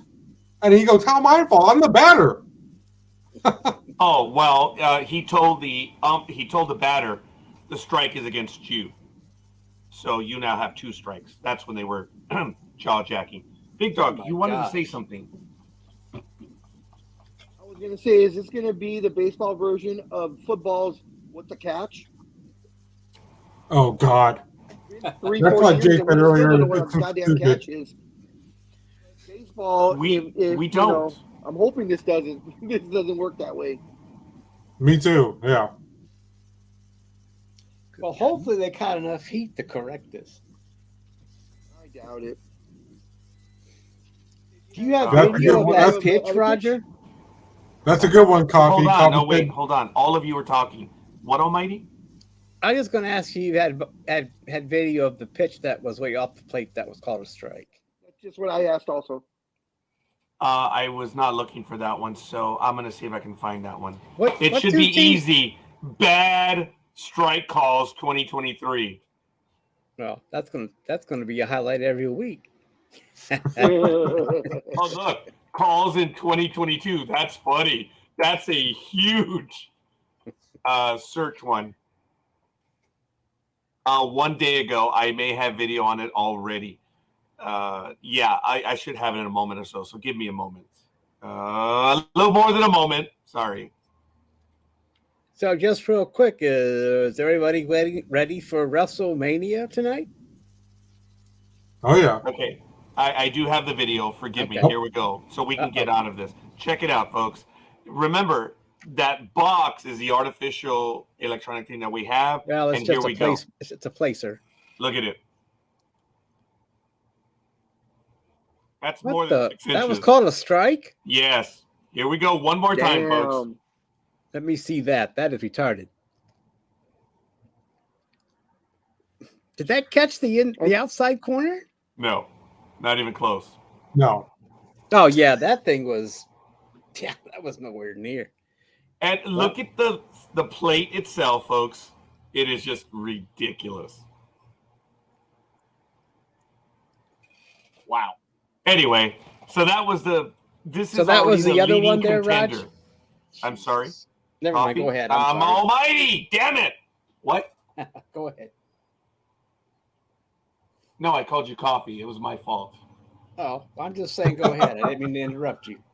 That was the leading one right now. I was trying to answer you, but I called you someone else. Sorry. You always do. You always do. Don't take it personally. That's why we get on with you so well, Roger, because you call everybody by everybody else's name. You caught that. Oh, yeah. I called our guest by their character's name. That was embarrassing. Yeah, they're Yeah. probably used to it, Raj. Yeah. That's Ladies why- and gentlemen, we have the return of the big dog. There's the big dog. There he is. So, all right, very good. Excellent. We went to Big Dog for a story. Anime Girl, you gave us 2. Thank you very much. Almighty, do you have a story that you want to get to this morning? And then we'll go over to Speedy for 1. Just real quick. This is a quick one for now. The NFL has approved that players can wear the number 0 starting this season. No! So there you go, Raj. You can have your favorite number. Put on your next. Can they jersey. wear 00? I don't know. I just saw it was a single 0. I mean, double 0 would be nice, but as far as what I can see from the graphic, it was just 1-0. I mean, 00 would be nice. Maybe it will come into play, but I don't know. All I know is they added the number 0 starting this season. So, because I guess they're running out of numbers too. So, I wonder what what would be the reason? What was the reason why you weren't allowed? I mean, the number. I can't remember because I think when after Casper or Renfro, it was no longer allowed. Right? I think so, yeah. I don't remember why they banned the number, though. I don't remember either. Maybe they thought it gave the player a bad image. I don't know. It's the NFL, and it was decades ago too. I mean, it wasn't like it was in this century, but I think it happened. That's true. What, in the 80s? As soon as Renfro or Casper retired, that was it, right? Mm-hmm. Folks, I wonder if our resident engineer has a comment on this, because and this is going to be way out there for those of you who remember in math, it was a shock to us when we referred to the number 0 as a number. So I actually stuttered when I said that right now. As you know, many math teachers that teach algebra, trig, and all this stuff refer to 0 as a place saver. It is not a number. So if you infer that in the world where people actually knew what a number was and wasn't, 0 was not a number, so they didn't use it. So I wonder what our resident engineer has to say about the number 0. I've learned that it is not a number. It's a place saver. And the funny thing is, everyone's okay, all right, 0 is a place saver, but what about 10? And I remember our math teacher said, you're still not talking about 0. You're talking about 10. So I wonder what Jay would have to say about that, about NFL players being able to use the number 0. So we'll see if there's a comment in there. Okay, Sheldon. Oh, no, not at all. I wonder what Jay's going to say to that, being that he is an educated man. So, yeah, that kind of sounded like a Sheldon remark. Big Bang we all call 0 a number because we don't know any better. So, it was Jim Otto and wide receiver Kim Burrow that wrote the double that had the 00. Oh, yeah, that's right. Oh, way to go, Almighty! But I can't find when it was banned. They keep talking. I've just looked it up on Wikipedia. They reckon 0 and 00 are not recognized as numbers by the NFL. Well, number 0 is now allowed. Yeah, you are so right, Anime Girl. But that's what Almighty is telling us, that this last week it was announced that they're going to be able to use that number or that designation. But it didn't say why. That placeholder? Placeholder. I'm sorry, Anime Girl. We were speaking over you. No. I'm used to it by now. I was trying to find out when the NFL first banned it, and I can't find it. Anybody want to talk about DeAndre Hopkins? Sure. Take the lead on that one, Anime Girl. You brought it up. That's the way it works here. Well, Almighty's digging around looking. I mean, I've got here DeAndre Hopkins. The Ravens are going Digging after around him. looking. Apparently, the Ravens are after DeAndre Hopkins, along with Cortland Sutton, and they're even looking at Odell Beckham. No, geez. Mm-hmm. Yeah, so they've got 2 wide receivers there, and all wide receiver. Got it off of Grove Bible. Who's going to be throwing to him since what's his face asked for a trade? No idea. All I got was the they're looking at going after these 3 guys. Guys, I missed. Wasn't DeAndre Hopkins suspended for something? It was some sort of violation. I think he was out for the year. Has he been reinstated then? Well, I'm assuming I guess Baltimore looking at him, I guess he was reinstated. I would just find it, that the Ravens are after 3 wide receivers. Well, they may have a receiving core if they do sign them all, but no one to throw them a ball, as you said, right, Big Dog? Yep, since what's his face asked for Okay. All right, I got trade. it. What is it, Almighty? Well, the number was not it was discontinued in 1973, but Otto got to continue wearing the number. But after he was done, it was 00 was over. So 1973 was when they introduced the standardized numbers for the NFL, which have changed over the years. But anyway, I guess Jim Otto was the last one to wear the 00. Even though I keep thinking there was a Houston Oilers that had one too, but I guess I was wrong about that. Anyway. There has been a few 00s. But, folks, I suppose we should have seen this, the 0 and possibly 00 being used in the NFL when last year they changed what Almighty just said. There was a standardization of the NFL where receivers generally would wear this number, linemen would wear this number, running backs this. There were subtle variations depending on where they would line up, but there was a standard.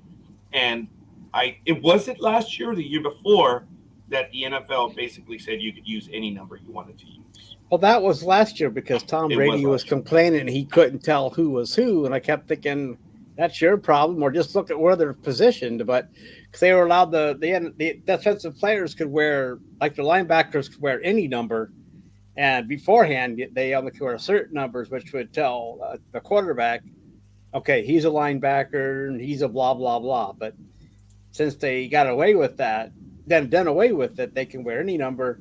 And Tom Brady was afraid he would be too confused, which could have been the case the way he played sometimes last year. Alrighty then. And in answer to your question about Hopkins, Scorekeeper, it was last year that he was suspended for the first 6 games for a violation of the league's performance-enhancing drug policy. Oh, thank you, Big Dog. I thought he was done for the entire season, so I made that mistake. No. It was the first 6 games. Okay, so, yeah, it was immaterial, the comment that I said then at this point. So, Baltimore going after these guys, hey, it'd be nice if they do sign them, but if they don't have anyone to throw to them, what are you going to do, right? Yeah, my happy Cruz. Sorry, carry on. Yeah, Lamar asked for the trade. It doesn't mean he's going to be given a trade, but usually once you ask for a trade, usually you don't want a disgruntled player on your team, especially the star player. Well, he's not going to get a trade. He's a free agent that can get offers from other teams, but Baltimore has the right to match it. So I don't think the trade is I don't know, maybe so, but I just thought I forget, what is he, like it's a type of free agent where the player can still talk to other teams, but I don't know if a trade, I just thought they gave the Ravens the right to match whatever offer he gets to keep him on the team. So in other words, like a restricted free agent. Something like that, but I don't think. Yeah, maybe that's what it's called. But I'm just saying, like, if the Jets can't get tired of dealing with Green Bay and Rodgers, they can say, "Well, Lamar, we're going to give you such and such amount," and the Ravens say, "Okay, we're going to match that." So he has to stay with the Ravens because it was matched. The Ravens matched the Jets' offer, so he would have to accept that offer. But that's what I know of it. But nobody is offering Lamar anything, so who knows what he's going to be doing this season. Okay. All right. Appreciate because that. Nobody wants to give him that Deshaun Watson guarantee. Mm-hmm. Yep. Someone called it. That's what he wants. I forget who called it once that deal was signed. They said, "Oh boy, this is going to be." Wasn't the entire contract guaranteed? Yeah. Yeah. Mm-hmm. It's done. $240 million. Yeah. Guaranteed. Full. And hey, other players are going to want that one too. Way to go. I don't know if there are any additional comments on that. If there are not, I'd like to move over to Speedy. I think Speedy may have a story that we'd like to get to, and then we're going to go over to Animate Girls. She has another one. Yes, well, Denny Hamlin for NASCAR said that on-stage racing in NASCAR needs to stay. He said, quote, stage racing has to stay, absolutely has to. It was put in place because our TV partners didn't know when a caution was going to come so they could start airing commercials. We have to air commercials, which is why you see them trying to front load them as much as they can to give us the most green flag racing at the end of races that possible. It's an absolute must. And fans are like, well, because they're every time a caution comes out, they're like, well, now what do we do? Let's go get some food. I don't know. And there's not really a whole lot for people to do because they know from it being at the building or at the venue, I should say, that hey, they're doing a caution, which means they're going to go to commercial break and we're going to be here for 20 minutes at least. Well, they go around the track with the front security guard flashing his lights, looking like Walmart. And then once he goes away, then you know, well, they're going to go back to racing. But in between that time, the flag guy is just holding up the yellow flag and going, yeah, we're still under caution. We're still under caution. And we're still under caution. Okay, now we can go. Let me get the green flag. Everybody start racing. So, you know, people are like, I don't like this new format. I don't think I'm going to be a fan anymore. I'll start watching something else. And NASCAR's like, okay, well, there's always more fans that we can attract new fans. Thank you for that, Speedy. And for those that know, for the last few years now, NASCAR instituted stages where in the race you can have 3 to 4 different stages, depending on how long the race is, where it's located, whatever. So it's interesting that we have a driver that's commenting about that. Folks, I've been to a NASCAR event. Much to my shock and sadness, I have to hand it to NASCAR fans. They know that they're going to sit there 5 to 6 hours. When I went there with that woman who is legally married to me and my 2 daughters, we were the only ones that didn't know. Everyone else around us had their bags of meals. I kid you not. We were the only ones that didn't know. The average racing fan knows that they don't want to miss the action and that they're going to be there for a long, long, long time. I saw everyone around us bringing out their bags of food, their nuts, whatever, trail mix. They would prepare their own sandwiches. They were either pre-made or they would prepare them right there. So I don't know. The comment about not knowing what to do, that's interesting because the average, based on just what I saw here in Southern California, the average NASCAR fan knows exactly what to do and how long they're going to be there. When I went to purchase food at the stand during the race, there was no line. That was strange. That was very strange. But then as I commented to the big dog, yeah, there's no line because in 2006, who the hell is going to pay $8 for a hamburger that's it's a bun and two buns and a piece of meat. That was it. That was their hamburger. That was sad. That's why people bring their own food. Well, it's not like other sports. I mean, you guys have been with me to multiple wrestling shows, and you know, we tell you when it's coming. All right, well, that was our last match. We're going to take a 15 intermission. We'll be back shortly, and you have your 15-minute intermission to get food or chat with friends or whatever, take pictures, which is what a lot of us do.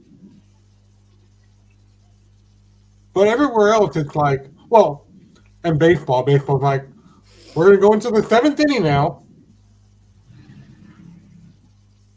But other than that, it's whatever. I missed that, Speedy. We're going to the 7th inning now, and what? That He's just was talking about the NASCAR break. doesn't have brakes and everyone else has brakes. Well, they Yeah. do Baseball, now. football, They do basketball. now. Yeah. Yeah, NASCAR does now. So I do believe that that's appealing to a younger demographic, that they're going to be on their phone. They're loving the interruptions. So it's just NASCAR changing to a younger audience, I would imagine. But hey, so if the driver agrees that there should be stages and stuff, I don't know. Your hardcore audience, in my humble opinion, is prepared for a 6-hour event or longer. So whether these stages or not, I don't know. It's the norm. When the sport changes, it changes. What are the fans going to do? The only option the fans have is not show up. Well, you have qualifying, and then you have non-qualifying racers out there, and then you've got some of the racers like 3 weeks ago where one of the racers were like, "Well, I'm not racing anymore. My car just got smashed up, and I don't have my backup car today in the RV, so I'm done." So I don't know what the heck he did for the rest of that race, because he was only there for like 2 hours, and then his car got smashed. What's that? Almighty, we can't see what you're holding up. What? We can't see what you're holding up. Yeah, I think Almighty was playing with his camera. I was brightening my light. Oh. So you can see He my wants the light to illuminate him. You can see my handsome features. You're so dark. You're so dark. I am. I was We looking. can't see you. Never mind. I was going to say make a racist remark there, but yeah. Anyway. No, it would have been taken as. It's not that you made it. That's just the way it would have been inferred. Well, you know, I had to show off my whiteness. Dude, everyone is loving you on that one. Oh, my goodness. That's funny. All right. Ladies and gentlemen, we're nearing the end of the second hour here on Sports Talk with the Guys, home of the Monday Morning Quarterbacks on Saturday. Don't forget to visit us at ndbmedia.net, as well as one of our main channels, twitch.tv/ndbmedia. You can catch all of our programming on. As I did mention at the very beginning of the program, which was not an April Fool's joke, I will be covering for Dan Schlossberg this Thursday at 5 p.m. Pacific time on the Mother Channel, not the Mothership, but the Mother Channel, blogtalkradio.com/ndbmedia. I will be covering for Dan Schlossberg on Travel Edge Radio this Thursday at 5 p.m. Pacific time. So, and just a reminder, hit that like and subscribe button, share the damn thing, and hit the bell notification. Please. You like that bell, don't you, Speedy? Yeah, I mean, I'm used to it because one of our local wrestlers, that's his gimmick up here. And I have to go to the next show. Well, try to. Because apparently that's going to be his retirement match for our very own Shane Cody. So, yeah, but speaking of Thursday nights, NFL owners, as we've been talking about, you know, I did that. I went, you mentioned Thursday, and I went straight to Thursday on my own note. Yeah, that was nice. I like that segue. I love it. Yeah, straight in there. No. Especially on Thursday night. Sometimes just without being rude, Speedy really takes time on his segues. There's no doubt about it. I think he's one of the better ones here on Sports Talk with the Guys.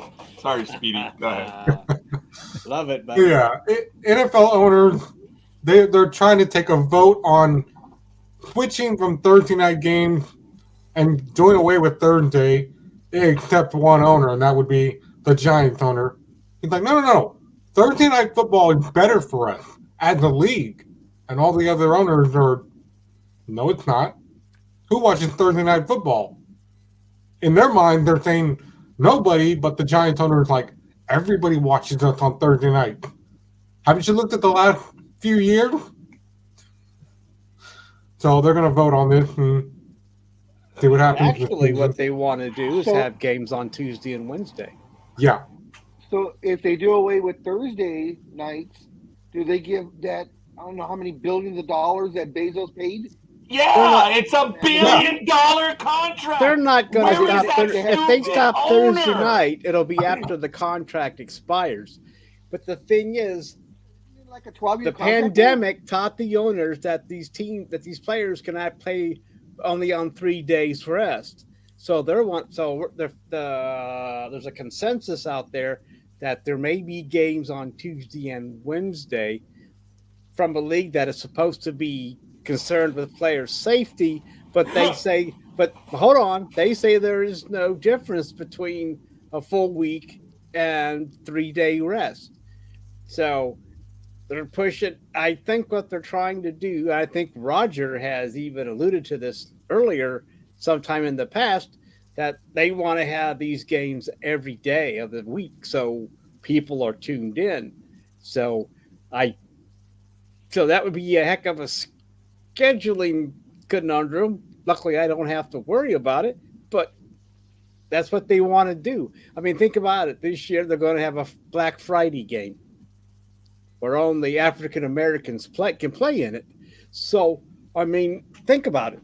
So they're going to take one Friday, and then if that passes muster, it's going to be a yearly thing, and then they're going to eventually just make, okay, we're going to have more than just one Friday game. That's my opinion. This way, they have Sunday night games, Monday night games, and if they do approve Tuesday and Wednesday games, no more Thursday games, and just to go to Friday. No, there'll still be a Thursday game because they're not going to give Bezos his money back. So at least Thursday will last until that contract expires, I believe. Okay, folks, hold on a minute. Big Dog, you and I have talked about the ratings on Thursday indirectly. They're happy with the Thursday night ratings. Yes, they are. Folks, okay, look, I understand that everyone has an opinion, and this owner is putting that comment out there, and the owner said what they did. But the NFL offered Thursday night, and you had someone bid $1 billion on it, and then you had Yahoo also bid on another package. Look, folks, just because you have an opinion, yeah. Okay, we do know that the commissioner for years. Go ahead, Big Dog. No, I just want to clarify. It's $1 billion a year, all the way through till 2032 is what the contract is for. So it's not $1 billion in total; it's $1 billion a year. But they're allowing Amazon to flex the games now. No, I understand that, but I'm just saying what the contract is worth. So like I said to this owner, dude, someone bid $1 billion for your Thursday night game. What the hell are you telling me that people aren't watching? Someone felt there was value there, but okay, whatever. Several years ago, the commissioner of the NFL did say that the NFL was trying to be year-round, and they're almost there, if not there already. Every month, there is an NFL event, and they've been working on this forever. You know, they've been extending the season. They have events, the Combine, draft. The Combine's in March. The Super Bowl is in February. The playoffs are in January. So going back in the other direction, Combine's in March, the draft in April. I'm really not certain what is in May, but in June, camps open up. And then you have them getting ready in July, and then you have preseason in August, and you have the season. The NFL is almost a year-round product. Now, I don't recall the commissioner saying that they wanted to be on every day, but we have noticed that they've opened up other games. The NFL traditionally has never had a Tuesday game, but due to incidences that have taken place, last year, we saw a Tuesday game. Mm-hmm. That was a makeup game. Almighty, what? You're shaking your head. You're muted. What game was made up last year? Was it not? I don't remember. I wasn't expecting that at the moment, but. Well, I thought that was just happened during the pandemic year. I don't remember. Oh, it may have been. So I got the year because wrong, the pandemic year is what makes the NFL think that they can pull off these Tuesday and Wednesday games that's as well. right. Some teams tested positive. And I think they had moved it to Tuesday. But that was a one-off as of right now. Well, but anyway, I'm just saying that's why the NFL thinks they can pull this off every week of a team playing. I don't know how serious they are, but it's out there in the ether. And, and I don't think Thursday is going to go away until after the contract. And what did Speedy say, 2032, or was it Big Dawg? Oh, Big Dawg. 2032. Yeah, so that's how many billion? I mean, fuck, that's what, 9 more billion. Now but anyway, like I said, Amazon is going to have those flex games, so not every Thursday they're going to suck. And I mean, I'm sure Michael's probably shit his pants last year doing these games. Like, what the fuck could I get myself into? Because they weren't all those great teams. But now that they can flex, I don't know when they can flex, maybe they'll get some decent Thursday night games that are, that are worth Al Michael's time. Yeah, Gridiron Girl said in the chat room. She said it right there.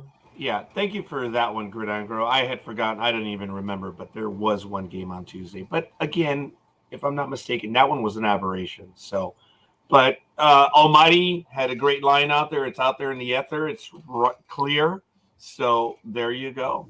Now, Gridiron Girl says that she wants football every day.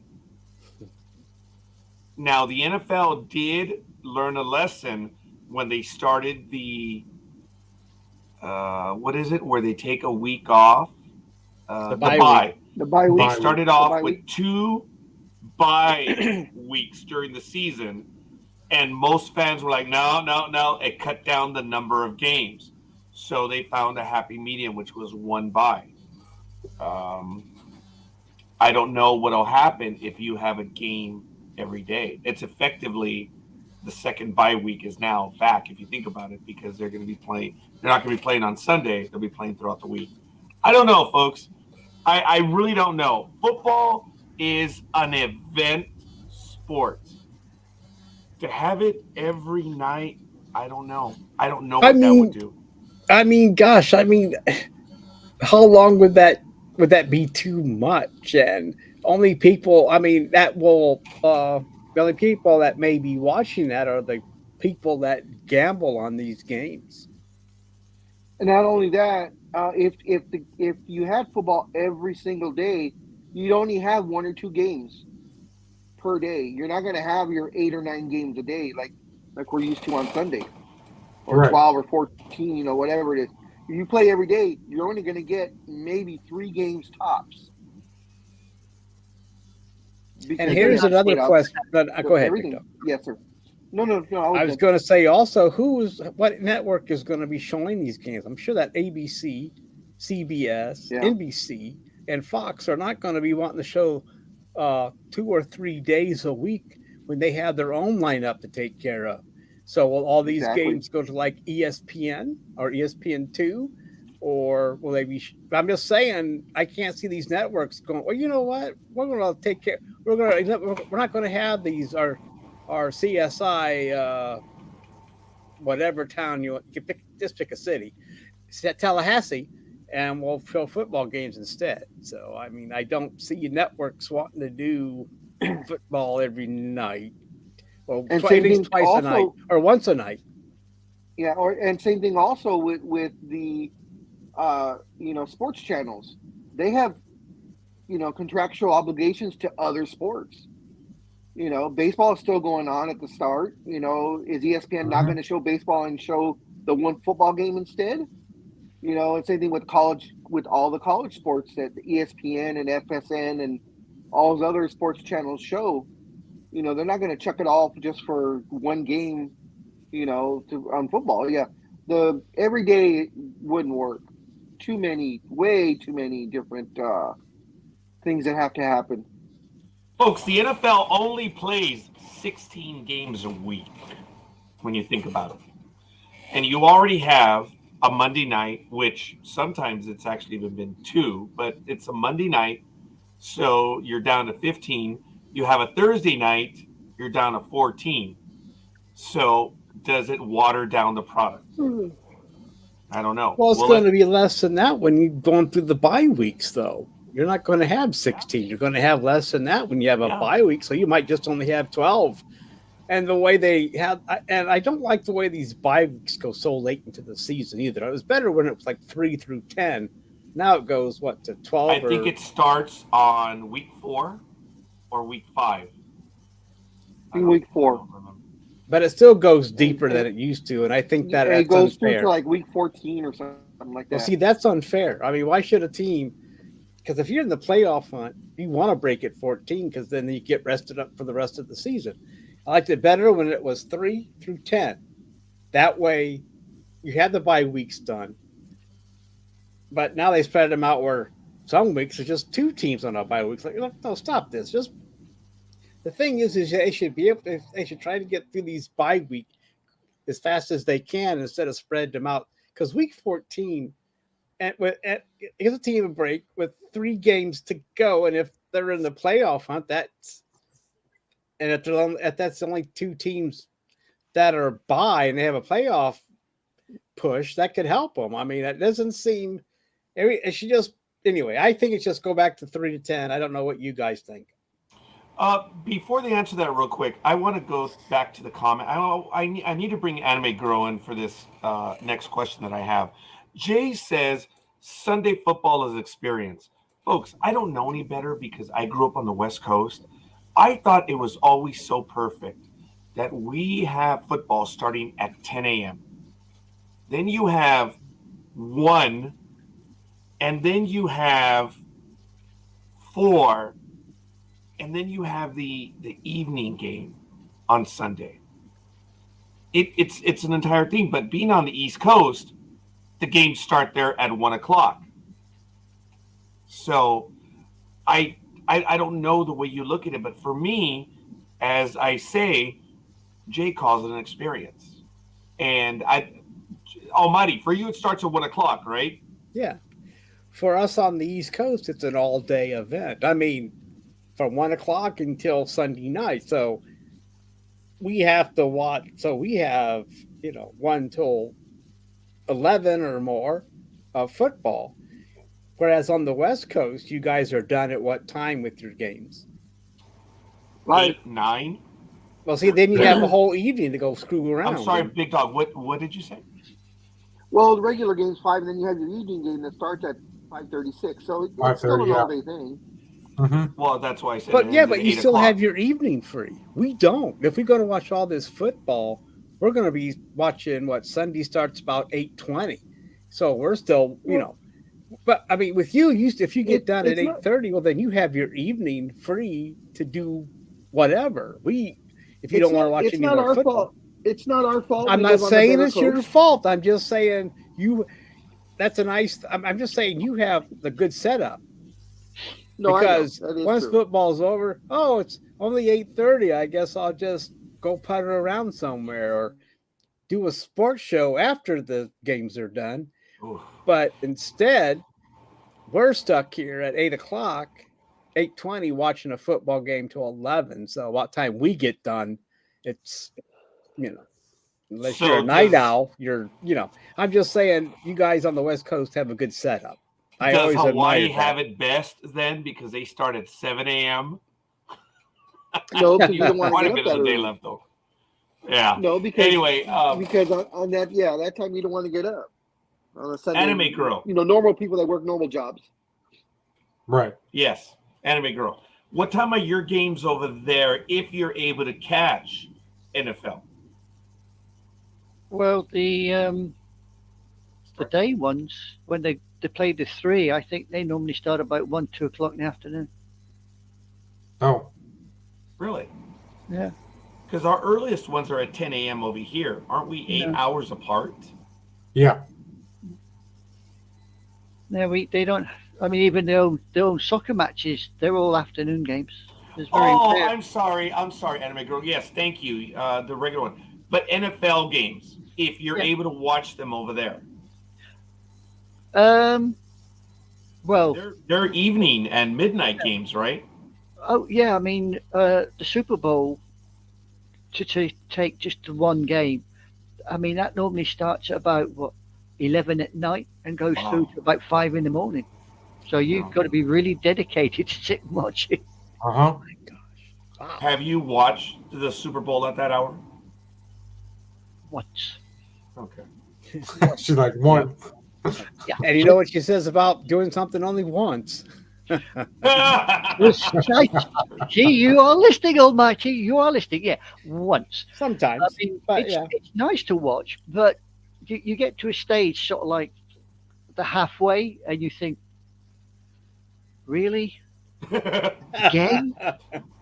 Well, you have to also factor in that there are people that are absolutely dedicated to everything that's sports related. Like, for example, you guys saw the picture that I posted on Facebook of the Attitude Era Royal Rumble matches DVD that I posted.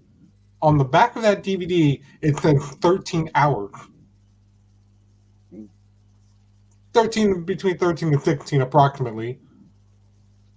So Well, people are like, you're going to watch the entire DVD? That might take you 3 days. And I'm like, I don't care. I don't work weekends. So to anime be girl, fair, yeah, yes. I guess you need like some type of Boxing Day after the Super Bowl. That would be nice, but it ain't gonna happen. Ain't gonna happen. I mean, it's like Well- when I watch my motor racing, my British touring car racing. NASCAR? That's no British touring car. Big dog. It's touring racing. Oh. British touring car racing. That starts very early in the morning. The TV coverage starts about 9:30, 10 o'clock. That will then carry on through with the appropriate ad breaks till 6, 7 o'clock at night. And I will sit and watch all of Wow. that. I'll sit and watch that because it's my kind of racing. But the actual event is the whole weekend. It starts on Saturday. You get it's like you get Friday. They do the Qualifying. practice. Yeah, they do the practice on the Friday, and you get the Saturday. You have sort of like some main races. Touring cars will do their practice runs, and then the Sunday is like the main event. So there's people that actually go to those events. They're there for 3 or 4 days. That's the way it is with NASCAR out here. I'm not sure how it is with Formula One. Formula One might be a Saturday and a Sunday event only. Or no, wait. Formula One might be here. It might be Friday, Saturday, Sunday. NASCAR is a 4-day event because they have qualifying on Thursdays and Fridays, and then they have the truck racing, and they have the other type of car racing either Thursday, Friday. I'm sorry, Thursday and Friday and Saturday, and then of course you have the main race on Sunday. So NASCAR is a 4-day event as well over here, Anime Girl. Yeah, I mean, touring cars. I mean, you've got the main event, which is the touring cars, but then you've got Formula 4 is involved. You have this GT racing with the Porsches. Then they have you got all sorts of. They have the minis, mini racing, and that's all. So you got to sit there and work out which part of the race you want to watch. Do you want to watch the minis? Do you want to watch Formula 4? Or do you want to watch these idiots in the GT Porsches spinning around? Because they're lunatics when they get going. And of course, then you have the juniors also racing. So it's pretty intense, but it lasts quite a few hours. Okay, appreciate that. Ladies and gentlemen, Sports Talk with the Guys, home of the Monday Morning Quarterbacks on Saturday. It is April 1, 2023. It is April Fool's Day. I hope Matt is doing well today. I hope Almighty is doing well, and I hope Big Dog and Anime Girl. I'm doing great on an April Saturday morning. We're going to go ahead and continue with our stories. And Anime Girl, do you have any stories that you would like to get to right now? I stuck one in there about, I think it was about the Cowboys signing defensive tackle Jonathan Hankins. I don't know that. I think I put that in the chat for you. I lassie that you did. Well, why don't you go ahead and lead off with that story? Well, it's basically they decided that they want Hankins. I think they've got him again. I think it's for a year they've signed him up for. I don't quite know what this thing is with the just picking him for a year, but hey, that's what they want to do. That's why they want to play it. 1 year. Mm-hmm. Just a year. He's just a hit, man. Well, Yeah. defensive tackle. I suppose he's just going He's going to play the goon, right? Right, Speedy? Yeah, and we now know that Hitman is your favorite video game that you play. You can admit it. It's okay. Okay. That makes you feel better. Hitman. I'm not talking, Jim. Yeah. We noticed. Well, what do you think about signing this guy, Anime Girl? I must be honest. I can't say I've followed his career. I mean, from what I found out, I mean he's an ex New York Giant. He's ex Indy Colt. Speedy would know more about him because he used to play for the Raiders at one time, I believe. Do you know anything about him, Speedy? No, I can't tell that I do. He used to play for your crew. So now he's playing for our crew. Yeah. And I noticed Big Dog has remained silent because his favourite football team, has been talked about. Hello, Earth to Big Dog. Well, see, if they he don't went from- recognize him, he must not have done much. No, He went. True. He went from one losing team to another losing team. It's okay. Oh! Oh. look, just because you're into the baby shits, don't get started, okay? Oh! Wow! So, how is the sound? Is it bad? No, you're fine. Maybe so. Okay, I don't know what Jay. Jay was talking about. Engineer? He's Yeah, pranking you. he's mentioned twice that my sound has gone down. So I don't know. Maybe he's just telling me that I've gone quiet. But in the article that Anime Girl shared with us and I put in the chat room, it says, it looks like the Cowboys are happy. The puzzle piece for this year is complete. So Great. signing Yeah. defensive tackle Jonathan Hawkins Oh to a my 1 year, gosh. Hankins to a 1 year deal completes a superb free agency for the Cowboys. The Dallas Cowboys did everything they needed to do during free agency is an understatement, as the last piece of the puzzle has been finalized as Jonathan Hankins has signed a 1 year contract. The last puzzle piece for now, that is. Oh! Nice one, Jay. Engineer is a comedian. Good job. The Cowboys knew what moves they needed to make this offseason, and inside the first week of free agency, most of them were done. Dallas traded for Stephon Gilmore and receiver Brandon Cooks. As you know, Dallas restructured his contract as well, thus filling a need for the team and putting two veterans in the starting lineup. With Ezekiel Elliott cut, Dallas needed a running back to play behind Tony Pollard, and Dallas brought in two-time Super Bowl winner Ronald Jones. Mixed into the moves was to try and keep as many players as possible. Dallas did that too. Most on team-friendly deals as well. Tony Pollard, Donovan Wilson, Leighton Vander Esch, Cooper Rush, Rico Dowdle, C.J. Goodwin, Dante Fowler, Tack McKinley, and lastly Hankins were all re-signed as the Cowboys load up to go again next season. So it looks like they did well, but go ahead, Big Dog.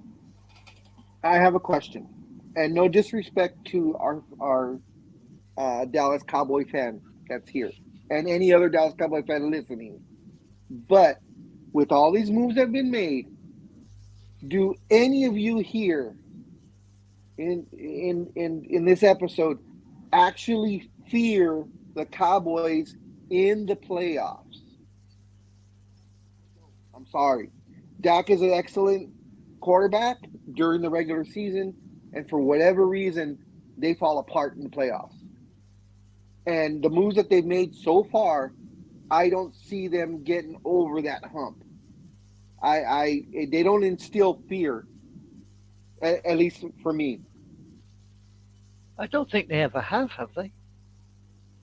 I mean, really, anybody comes up against the Cowboys, they sit there, look at them and think, okay, trundle out the quarterback and just hold them still, make them play a long, an air game, and the Yeah. Cowboys can't seem to play.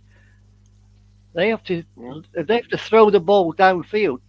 The Cowboys undoubtedly never get there, and yet Yeah. the opposing team just sits there and thinks, "Okay, come on, we're waiting," and takes them down. They can't Yeah. seem to play a ground game. Or at least when I watch them, they never seem to play a ground game. Anybody Almighty? else? Well, Hankins, I don't know if anyone said this, was supposed to improve them stopping the run because it wasn't very good last year. But it seems like they signed him away from the Raiders. I don't know. We just have to wait and see. I mean, right now teams are signing anybody and everybody, and who knows who's going to make the final cut come August, or September, or whenever they have to get back down to 55. So they can sign all the players they want, but how many of them are going to stick around? Some have contracts. A 1-year contract, that doesn't show that they have much confidence in this guy. I mean, just 1 year. And but it seems like Jerry Jones is happy with it, so that's all that matters, right? That Jerry Jones is happy, and he thinks that he's made the biggest signing of his career so far with getting this napkin guy, and I hope it works out. But now we have to see if the backup running back that is going to become now the number one running back can do what he did all for a whole season. Because he won't have any relief from of course, Ezekiel Elliott gets hurt, so that's why he had to play. But we'll see. I don't think anybody. I guess when you get this point in the season, nobody fears anybody right now because everybody's supposedly thinking they're on the same ground as anybody. I don't think people are going to fear the Packers if Aaron Rodgers heads to the Jets anymore. I think the Packers will lose some panache there. And so I don't know. They might not even win their division because Chicago may be the surprise team in that division to go to win it. And who knows if Detroit can repeat their season of last year. But I'm just saying there are teams. Dallas, like you said, Dallas fails in the playoffs. So no one, they might get there, but the team that's going to face them in the first round is going to say, okay, they're one and done. Let's go get this over with. So maybe you're right, but we'll see. But right now, there are a lot of teams that with moves that, like I said, that probably don't have that same fear. Not sure if the Saints have that fear of signing David Carr. He was a good quarterback, but if he throws those floaters, but then again, they've got enough weapons. Well, I mean, if they put in that other guy that they have play quarterback sometimes, that'll help. I can't remember his name, but I will eventually. But anyway, I don't know. I just don't know. I mean, is anyone going to fear the Buccaneers with Baker? I mean, you're going from Tom Brady to Baker. Now, I'm not saying Baker can't get it done because this will be it for him. If he can't lead the Buccaneers anywhere, he's going to be done because he has a good setup there. I mean, the Buccaneers still need to work on that offensive line a little bit, but still, he will have a receiving core to throw to. So we'll see what happens there. I mean, I'm rambling on. So anyway, who's next to talk about who they fear in the NFL? Don't know, but that would probably be Big Dog next, unless somebody you want to go to that and skip over the Big Dog. Well, I posed a question, so I guess we're going back to Speedy Big Dog. Scorekeeper. Let me jump in, Speedy. No, I don't feel Dallas. I don't. It's a little too early, though. I have to spend some more time studying it. But yeah, right now, in the pure sense, Big Dog, no, I don't fear Dallas. But as far as management goes, they know what they wanted. They got it. Hey, good for them. Merry Christmas. I'm glad their puzzle is complete. But for most of the NFL, it's a 5,000-piece puzzle. the Cowboys were playing with, those 25-piece puzzles, those easy. Those big jumbo puzzles. Yeah, the jumbo ones. So yeah, their puzzle's complete. Go ahead. Sorry, folks. I'm gonna get a refill of the Camacho right here. Go ahead, Speedy. All right. Well, ladies and gentlemen, I No, tell Speedy, you, answer him. Who's the team? Do you fear the Cowboys? no, I don't fear the Cowboys. It's bad enough that, like I said, we've got Cowboy stuff being sold in different stores over here. Good grief. Let's get rid of them. Send them back to Texas, and all the Texas people can buy the Cowboy stuff there. It's Not the here. number. We went through this before. It's the number one selling shirt in America. For whatever reason, a lot of people love the Cowboys. And of course, the company you work for wants to make money, so of course they're going to sell them. Well, send them down to Bakersfield. My cousins live down there, and they're all Dallas fans. See, there you go. I'm pretty sure they have them in Bakersfield too. Well, Yeah. you're a secret Dallas fan, aren't you, Speedy? No. Gone fishing again. Gone fishing again. Oh my. I know Big Dog loves the Cowboys. I mean, he I follows them just love the religiously. Cowboys. I love the Cowboys. Yeah. Them and the Celtics, you love them, don't you, Big Dog? Yep. Whenever I'm, it doesn't happen very often, but whenever I'm, having problems going to the bathroom, I think of the Cowboys and the Celtics, and it just gives me the shits. So I have no problem. That's why I love them. Well, I'm so glad that wow. you're still for something in your life. I mean, I wouldn't want to go the other way. Well, that saves him on X-Lax. Well, exactly. Exactly. Have you ever had that stuff? Man, does that make you run. So you must have a Larry Bird poster in your bathroom then. I've got skid marks around the door where I missed it. To Almighty's point, I'm glad Almighty brought that up Well, because I have this thing on my phone that came up about me watching the preview for the new Air Jordan film that's coming out soon. And since I watched the preview on Tuesday, I'm going to check the app again and see if I got a free ticket to watch that movie. Comes out on I April heard it 5th. really well. I heard it was really well done. Yeah, I heard hear the a lot same. of positive, tons of positive reviews. So, Well, I mean, when you have a guy like Matt Damon, gee. yeah, you have an all-star cast. You have Matt Damon, Ben Affleck. I mean, if they're both together on the movie, Yeah. they already won an Oscar between the two of them. With their writing skills. So, getting the two of them back together, That's plus all the a other stars dynamic that are in there. duel right there. Yep. And even if I don't Batman and Robin. Yeah, Batman and Robin. But even if I don't win the free ticket from the app that's on my phone, I will still pay full price to go see that movie because, hey, Michael Jordan. Wait till Tuesday. Jordan's not in it. Wait till Tuesday. I know he's not. Wait till Tuesday though, because Tuesday's $5 Tuesday. That's what I just. We go through this all the time. Didn't you hear what I just said? The app came on my phone on Tuesday to check next Tuesday to see if I'm going to get a free ticket. I understand that, but you said that even if you don't win a ticket, you're going to pay full price. And I said no, go on a Tuesday, and it's only $5, so you don't have to pay full price.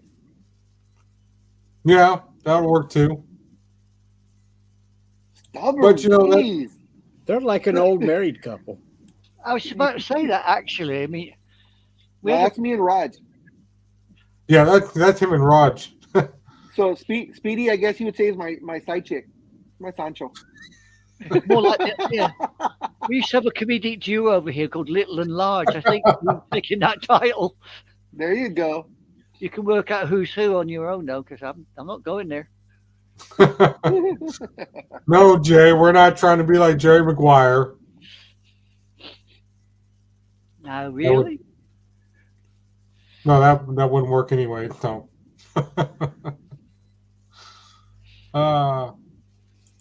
Hello, everybody's back. Oh, he's back again. Yeah. Almighty, you got something smoking in the background because every so often I keep seeing little puffs of smoke going past your curtain there.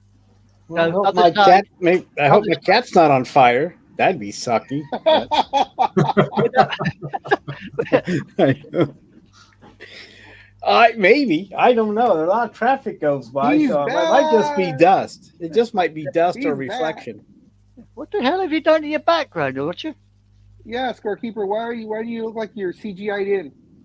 I'm I think you sorry. commandeered. Did you commandeer your daughter's starship?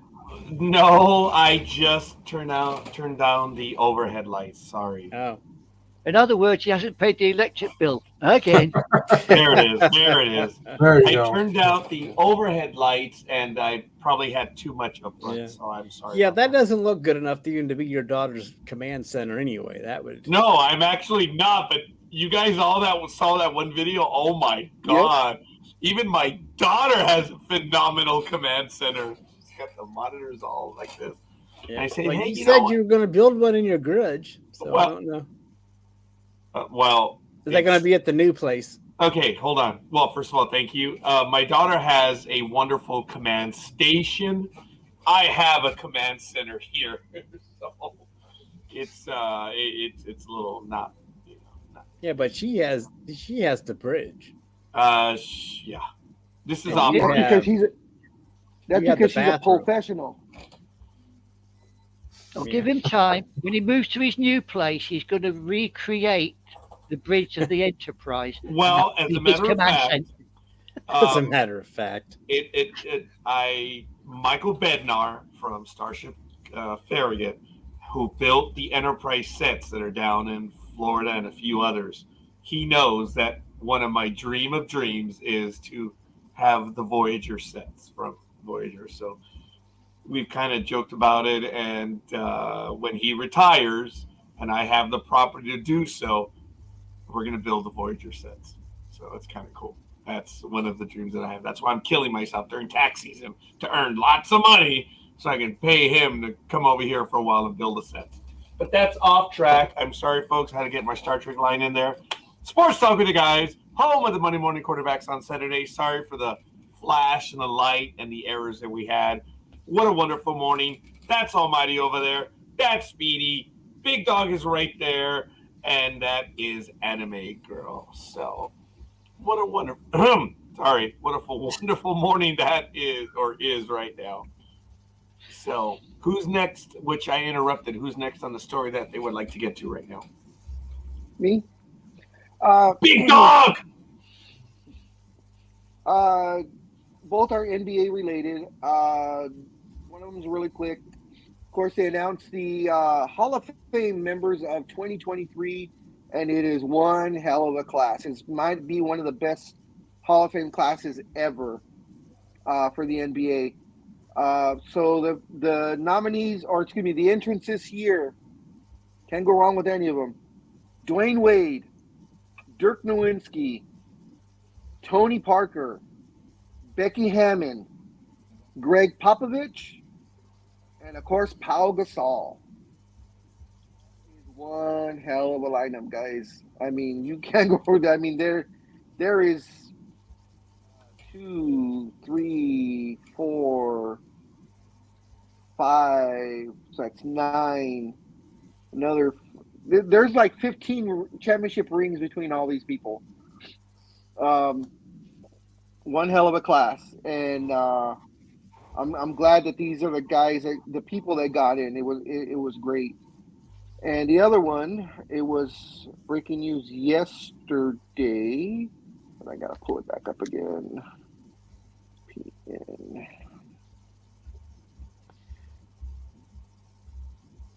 Shoot.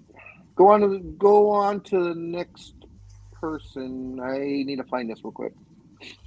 All right, folks, just very quickly, there's an article that I got it. Rob Manfred, the commissioner of Major League Baseball, has stated that there's a problem with Steve Cohen. Of course, you know the Mets' new owner has been spending ungodly sums of money.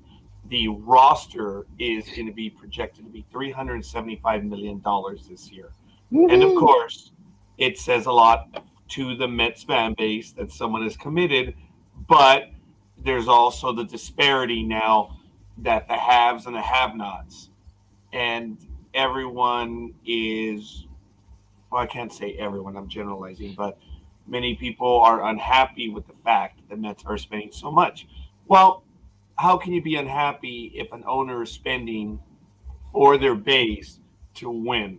Whether you like it or not, the guy is a multi billionaire, he has the money, so be it. I don't recall where it said that in sports you had to be equal. There's always been teams that were richer than others. This goes back to the 1800s. Some teams paid more because they could afford to. I don't understand where this belief that they should all be billionaires or they should all have equal amounts of money. It never was that way. And this goes across all sports. If you're going to have a team in Minnesota, okay, you're going to have a team in Minnesota. You're going to have a team in New Mexico. Oh, no, there are no teams in New Mexico. I wonder why. Because the fan base isn't there. So you don't have the money that would be attracted. So teams aren't there. I don't understand how people say that there has to be a competitive balance, but yet it's impossible to have a competitive balance. If we had a competitive balance, you'd have a team in every state, every city. It's not going to happen that way. So, with the idea that Major League Baseball has the haves and the have-nots, folks, it's bullshit. The Padres, a small market team. My God, they're about to outspend the Yankees. It's whether the owners want to invest or not. And folks, if you cannot, get out. Simple as that. And Big Dog and I on a tangent, Big Dog and I were talking about competitive balance, or what was the word that we mentioned, Big Dog? Was it parity Oh, yeah. in the NBA? Is this Yeah. what parity means? This is Well, what fans want, yeah. parity, and in the NBA, is that what the fans really want? Go ahead, Big Dog. No, what I was gonna say is the small town or the smaller market baseball teams are complaining is because they don't have billionaire owners, that are gonna spend like they wanted. If the owner of the Mets had actually bought the Kansas City Royals or the Minnesota Twins, and he spent this kind of money, everyone else would still be complaining because of the amount of money he's spending. I mean, yes, to a point, it matters where you are geographically. But if a billionaire owner wants to come in and buy a team and spend all the money he wants, it doesn't matter where the team's at for the owner. He's gonna like I said, if he bought the Minnesota Twins, he's gonna go in and he's gonna spend that money to get those big name players to that small market town, city. So to a point, yes, it matters, because of the fan base and so on and so forth. But I mean, we've seen the fans show up almost on all places except maybe Oakland or a couple, that have really bad attendance. But if, like I said, a billionaire owner comes in and says, I want to own a team, and the shitty team is available because it's such a small group of people in the entire world that can say they own a team, they're going to do it no matter where that team is at. So it doesn't matter whether you're big city, small city, if you have the money behind you, that's to your team's advantage. And I don't feel bad for any other team that's bitching and complaining, saying, "Oh, the good man spending so much money, we can't do it." Well, find someone who can. Bring someone in. Quit bitching. Do something about it. But then I'm old school. Teams just don't want to spend. Yeah. You get that in the soccer over here as well. You get. Oh yeah, Man soccer United, spends all kinds of money over there. Oh my God. Oh, yeah. I mean, Bayern Munich, AC Milan, Manchester United, they're all big spenders. And then suddenly, was it Abramovich bought Chelsea. Look what happened to them. Then I can't remember. Somebody else got hold of Manchester City. Now Manchester City at this precise moment is eclipsing Manchester United. It happens. You got the money, you can buy the players. Then you make the move. Exactly. That's how it works. So I understand where you're coming from. But this complaint has been Well, we got a going merger. on. Only having with Scorekeeper. On the con. Where He's did hearing he go voices now? again. He saw those. Oh He's my! passing someone out. No way. Oh, no way. No way. Oh Here we dear. go. Oh dear. Let's see. Hey guys, I have to go. No Go ahead and way. continue the program. I will speak to you guys soon. Take it easy, guys. Have a good one. Bye. Okay. So anyway, I will continue. It doesn't matter how much they spend because we've seen small market teams beat these big payroll teams. So Yeah. there's, I mean, you sit here and say that, but how many times have the Indians gone places with this low payroll, or any other teams? I mean, we still see spending a lot of money, as we know, does not guarantee you a World Series. No, but the fact that you can spend the money is what the small market teams are complaining, or the poorer teams are complaining about. I don't know what poor teams are complaining, but they just gotta they just gotta pay attention to themselves. They can't worry about how much the Yankees, of course. Mets, Dodgers, and who else has the big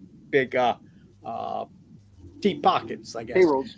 Yeah, deep pockets, yeah. And so, I mean, but these small teams have done damage with a fraction of their payrolls. I mean, the Yankees don't win the World Series every year because they spend the most money. They just don't win it because it doesn't work sometimes. I mean, anyway. Oh, totally agree.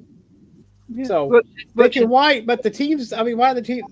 Well, these teams have been whining for decades because this big gap has been going on for decades. I mean, George Steinbrenner didn't, he had big payrolls, and the Yankees still do. I mean, the only problem is that George wasn't able to buy the Indians.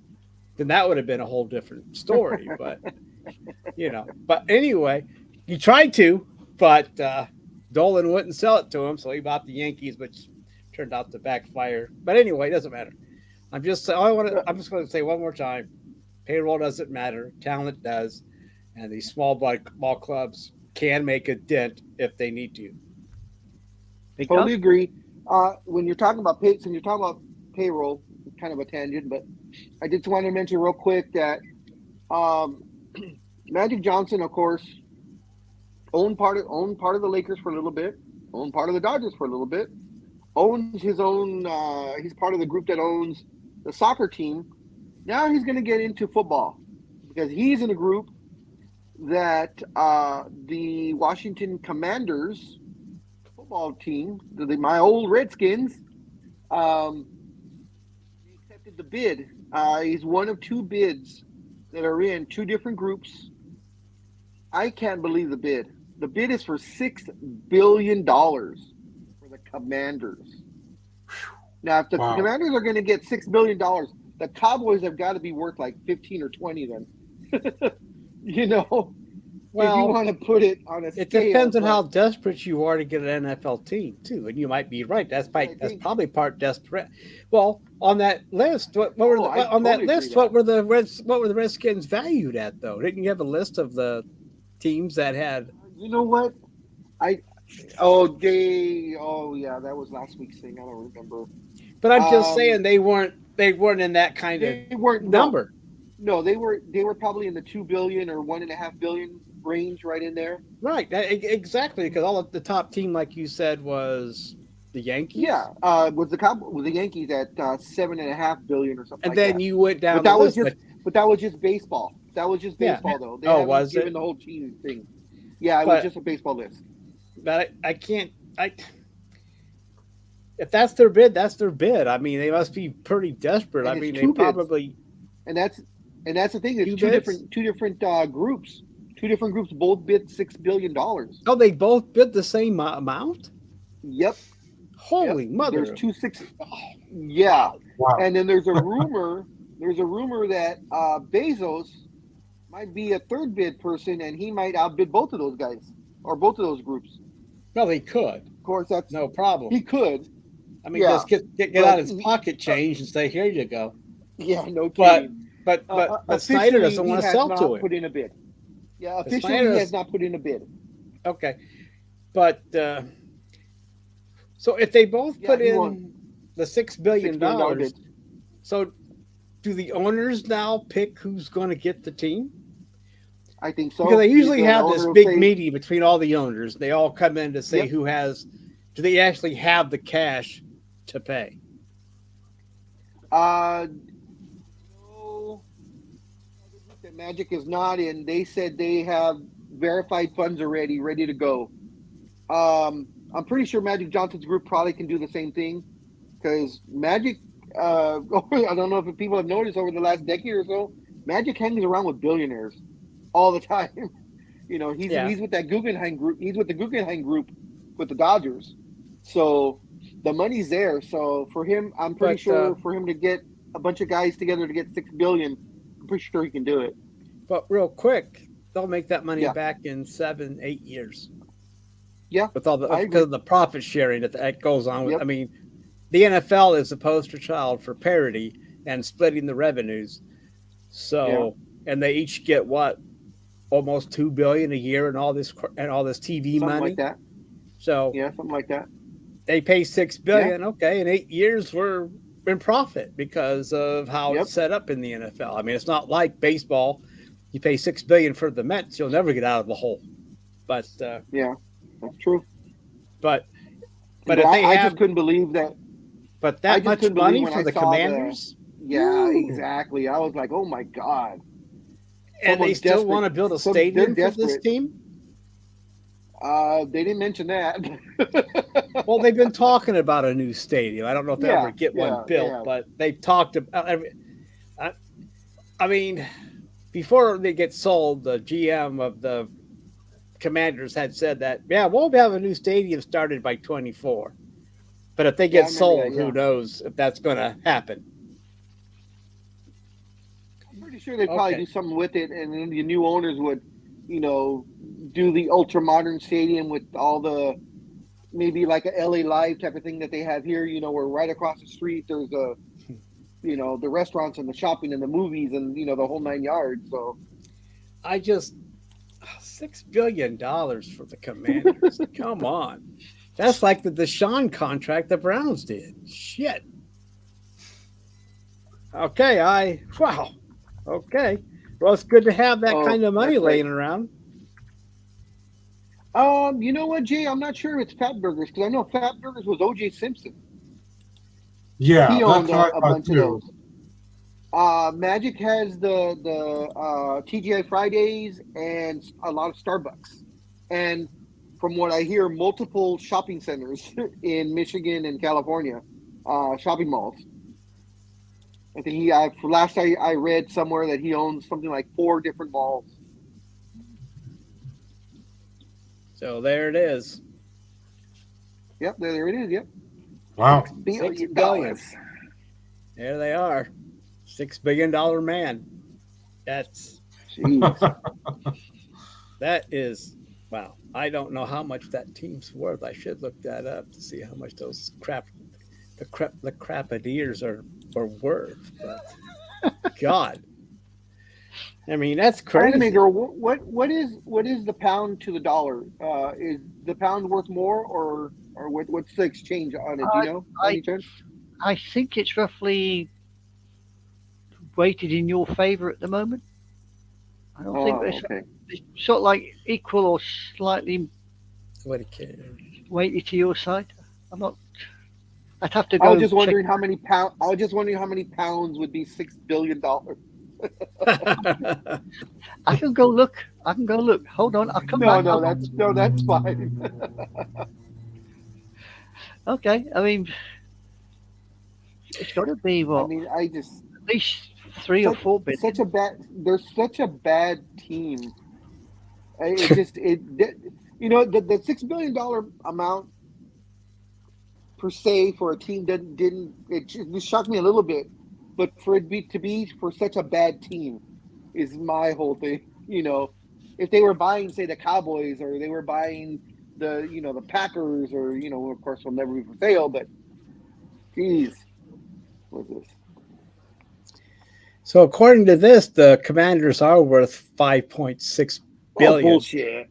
Well, that's Bullshit. according to I don't that's think Forbes. so. That's Forbes talking there, Oh Big shit, Dog. is that Forbes? God damn it! Wow. So they're When only was this going. thing They're only printed? going Oh, January 4 16th. million, or how much million would that be over? Not 4 million, but whatever. 400 million. 400 Yeah, million. they're only going 400 million over the estimated price. So Yeah. I mean, if you Damn, go by, I would never have thought that. but how much credit does Forbes have? But I mean, that's what they have the team as. So I guess it's in that ballpark. So I they're guess usually pretty on. well, then we're I for some reason we're pretty Damn. off. So I don't understand that. That's still Wow. surprising to me. But it is an NFL franchise, and I guess since the Broncos got sold yeah. for quite, I think that's what did it Walmart too. money, But anyway, Just like when what's his face bought the Clippers, where he overpaid, and now that caused all the other teams to go up because of what he paid. Exactly. So but eventually, whatever you pay is going to become market and over. I mean, you've got to. What you're doing is you're thinking, okay, I pay $6 billion now. In 20 years, I can sell it for 12, 18 billion, or maybe more. So, Big Dog. supposedly, these teams are Yes, also an yes, investment. Yeah. Yes, ma'am. What you don't you ma'am me? I work for a living. The question you asked, the answer is in the private chat. Okay. If you go in the private chat, it's in there. It'll tell you exactly how much. Gotcha. Hell of a lot. Cool. Wow. Yeah. Yeah. Oh, yeah. Yeah. Wow. Wow. There, Speedy. Mm-hmm. Have that money floating around. I find it actually really ironic that the top teams in sports, in American sports, the Cowboys, the Lakers, the Yankees, are all, whereas almost all the other ones are by groups. They're owned by a group or a hedge fund or whatever, and it's nice that that the family-owned teams are at the top of the heap. Because you got Jerry Jones, you got the Laker family, and you have the Steinbrenner family. Well, Man United were owned by a family, and I think they've just been Oh, ousted. really? Yeah. It Oh, was an American, really? Wow. It was American, like an American pair of brothers that owned United, and I think they've just been ousted. We're not doing so well. wow. I think the Haslams own the Browns. Straight up. Yeah, I mean, there's a few out there, but I'm just saying, I just found it ironic that But the Browns, teams I mean, that are worth the most. I know it. Yeah, but it seems like teams that have families do better because they don't have to worry about all that crappy corporate bullshit all the time. If you have to deal with the whole board, That is true. nothing gets done except in Yeah. Green Bay. Why? What's wrong with Green Bay? I said except for Green Bay. Yeah.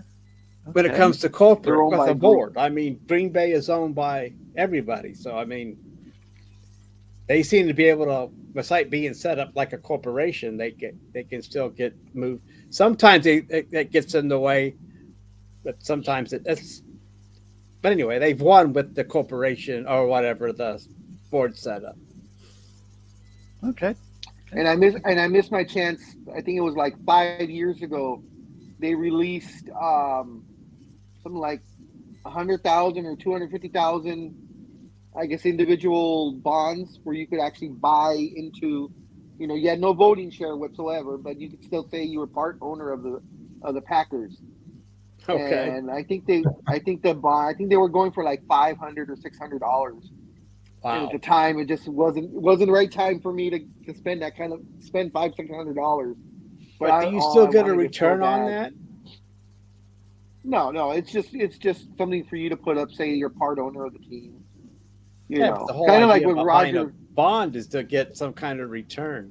Well, I'm using bond as a reference, whatever it Okay, would have so been it's called. just a thing that you buy, saying, "Yeah, I own the team, but that's it. Yeah, I have no voting yeah, I rights, own but I part of can the team. I can Yeah, put it in a exactly. frame, and it But can be it's a what's it damn called? A right. conversation piece. I own part of the Yeah, Yeah. Packers. I own a screw Well, in the couple of Packers blades. stadium. Hey, Couple of blades hey, of those grass. Packers, those Packer I- fans I- are rabid fans, though. Yeah, So the I fact that you own, have to be on a waiting list for 30 years to get your season tickets, that says something. Where you pass yeah. it down. Well, from that's crazy. father That's crazy to son. talk. Oh yeah, you own a urinal bar in the. That's what you own with that stock. That's what you. The urinal cake. Yeah, the urinal cake. That's what you. Yeah. I bought me a urinal cake for $500. So it's awesome. That was good. Speedy, would you want to own a urinal cake at the Packer Stadium? No. I don't need a urinal, okay? If that's what you're implying. You don't need a urinal. No. That's what you say. You say you don't need a urinal.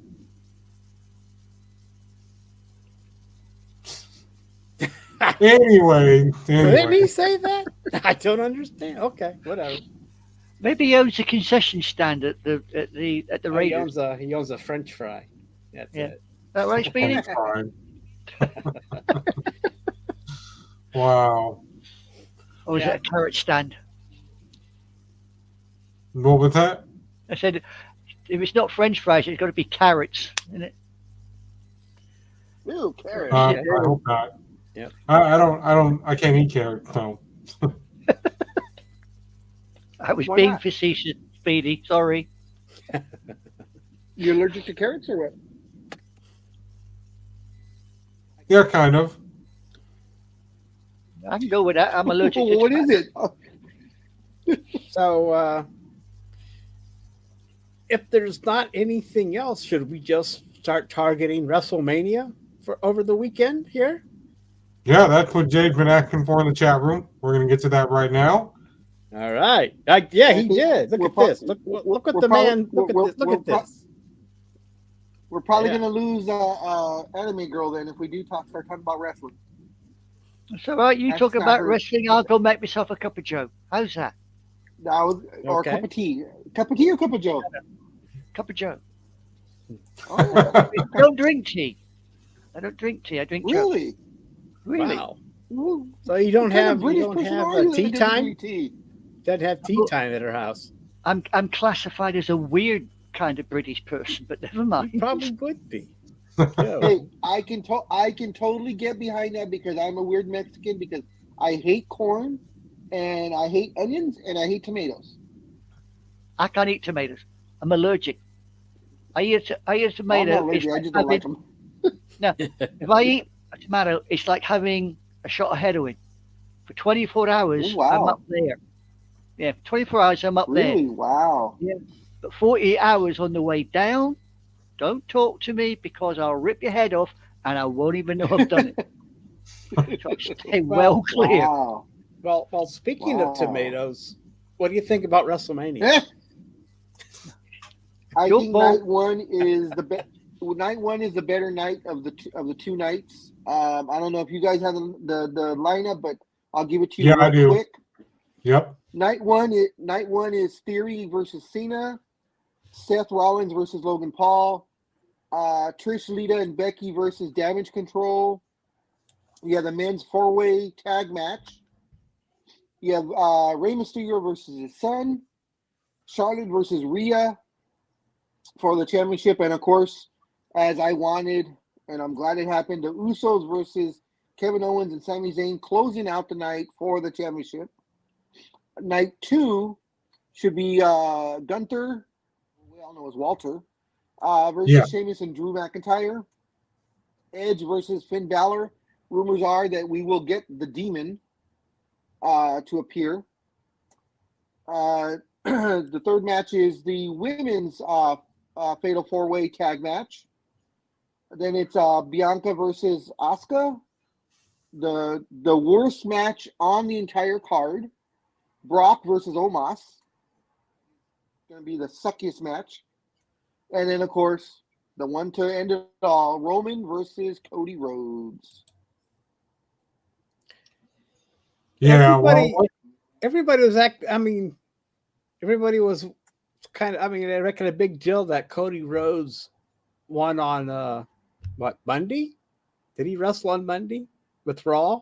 Yes, he did. He wrestled that Solo guy or Silo or whatever. Solo Sikoa. And they kept back. They said, "Well, he won." I'm thinking, "Well, no shit. He's got WrestleMania coming up. He can't lose before WrestleMania, for God's sake." But he did wrestle and he did win. But that should be expected. Yeah, it kind of set it up as the downfall of the bloodline because Solo Sikoa was undefeated to that point against Cody. He hadn't lost a match yet. So really? I didn't. They didn't say anything about that. I mean, I watched the match on the tube, but they didn't make too much mention of the fact that he had been undefeated, but he was undefeated. Well, that should be a main talking point. Yep. And then, of course, tonight, if the Usos do lose, then you can see the decline. Where the whole bloodline storyline is going to end up. But I still don't know why Brock is fighting Omos. I don't know. Yeah. To me, that's gonna be a 5-minute or less match. Probably. Yeah. And the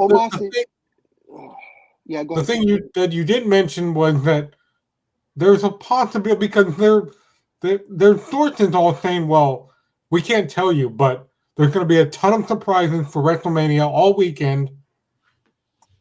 And there might even, because there's a consensus going around, and it's an online theory, but then some are saying it's true. Not to steal your thunder, Kurt Angle, but that's what they're saying. That for the Hell in a Cell match, that the Brood would be reunited, which means that Christian would be given a chance to come back for one night only. But then there's others saying, I don't think Tony Khan's going to allow that. And Vince would never do it either. I mean, he left and he's under contract. There's a little first of all, you can't do that. No, you can't. If you're under contract, you can't do that. But they said, Michael Cole kept saying, all night last night, be sure to go to Peacock right after we go off the air because that's the only place you can watch the Hall of Fame because it's next. Well, not for me. On my Peacock only showed the old ones. I went through all of the Hall of Fames and they were all the old ones. They only showed the video package for Rey Mysterio. That was it. You didn't look in the right spot then because I actually had mine on before it started. I switched over to Peacock at like 7:57, and it said 2023 Hall of Fame ceremony. I clicked on that and it said we'll be starting momentarily. And as soon as 8 o'clock hit, it went on. It actually didn't start till 8:30 because the actual ring that they used for SmackDown, they had to convert it for the Hall of Fame. So it wasn't like somewhere else. It was in crypto. So they had to change the entire background. So they were interviewing people here and there, and it was great because they interviewed Sami Zayn and his wife, which was nice. They were all dressed, tuxedo and evening dress. But what was cool is Sami talked about the fact that he said even though him and Kevin are Canadian, that in their indie career, California was their home base. He's all, we wrestled for a company called PWG, Pro Wrestling Gorilla. He goes, well, that's where we got our start. And as soon as he said PWG, I gave a big old pop. I was like, oh yeah, PWG. So, But you know, it's interesting cool. because. Well, go ahead. I'll let you finish. Go ahead. It's interesting because, you know, in that same area, I think like 2 blocks away they had WrestleCon because a lot of my friends flew down there from the Bay Area to go to WrestleCon. Some of them went to the WrestleMania store, and then half of them went to the Hall of Fame. And then some people were like, "Look at my picture. This is where I'm sitting for SmackDown." And then my friend Biff, he posted a picture. He's like, "I don't know why I'm here, but why do they have Hall of Fame in the ring? What is this about?" And I'm like, I'm not there with you, so I don't know what's going on in LA. So yeah, And so then they covered it there. And then next door, they're gonna have Stand and Deliver, which is gonna start in 2 hours. They're going They to were having it at Crypto.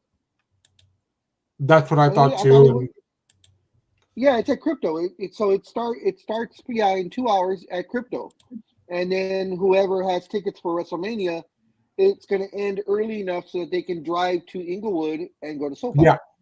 Mm-hmm. But WrestleCon, I believe, is at the LA Convention Center. I'm not positive. I'm not either. Which would That's be what right next.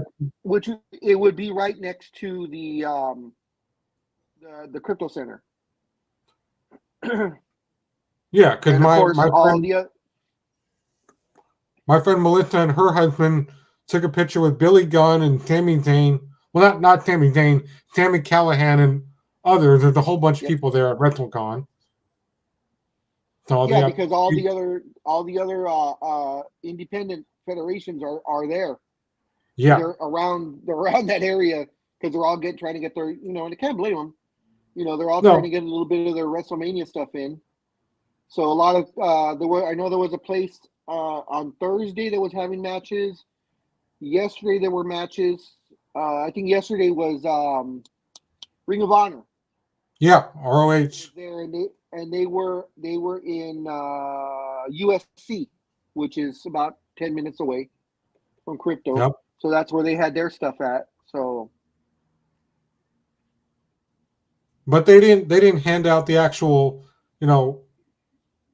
WrestleMania backstage pass for like they did before. Because as I said last week, they're slowly getting rid of fan access. You can still take pictures with them, but I guess they're trying to get away from the name access now. Yeah. Yeah, everybody. Most of my friends here were trying to get last minute flights last night to go down to LA. I'm like, good luck with that. I mean, you know, get cheaper. You gotta pay through the nose, though. Well, yeah, for cheap LA flights, I don't know where you can get those at. But that's what a lot of people were asking about on Facebook. Can I get a cheap flight somewhere? Anybody know of a charter plane? I'm like, I don't think. I don't think you can get a charter plane. You can get a flight. It ain't gonna be cheap. You can get a flight though. Well, because a lot of them wanted to fly down on Thursday. That way they could, get a cheap hotel room and, stay through the whole entire weekend.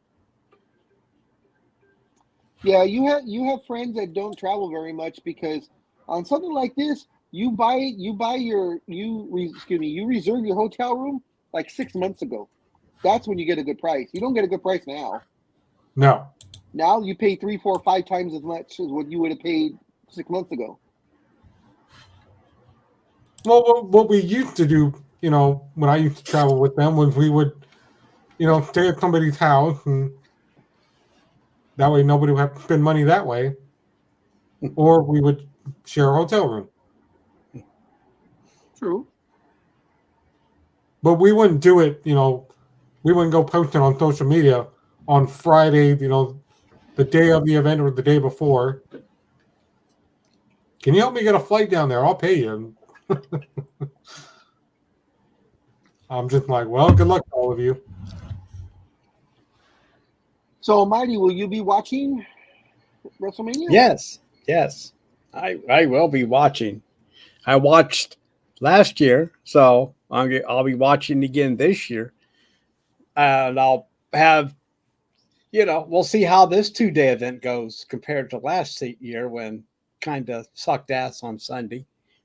So we'll see Yeah. if they can keep the momentum going or the enthusiasm going on Sunday. I hope that they will, but I mean, I mean, I guess Saturday you're going to have what, Charlotte Flair Yes. going at it Yep. Yeah. with gosh, I can't remember her name. Rhea Ripley. Yeah. Yep. So that's going to be a good match. I'm not sure That about. should be a hell of a match. Yeah. What do you think about John Cena and this Austin Theory going for the United States Championship? Is that Yeah. is that going to be a good match, or is that just a?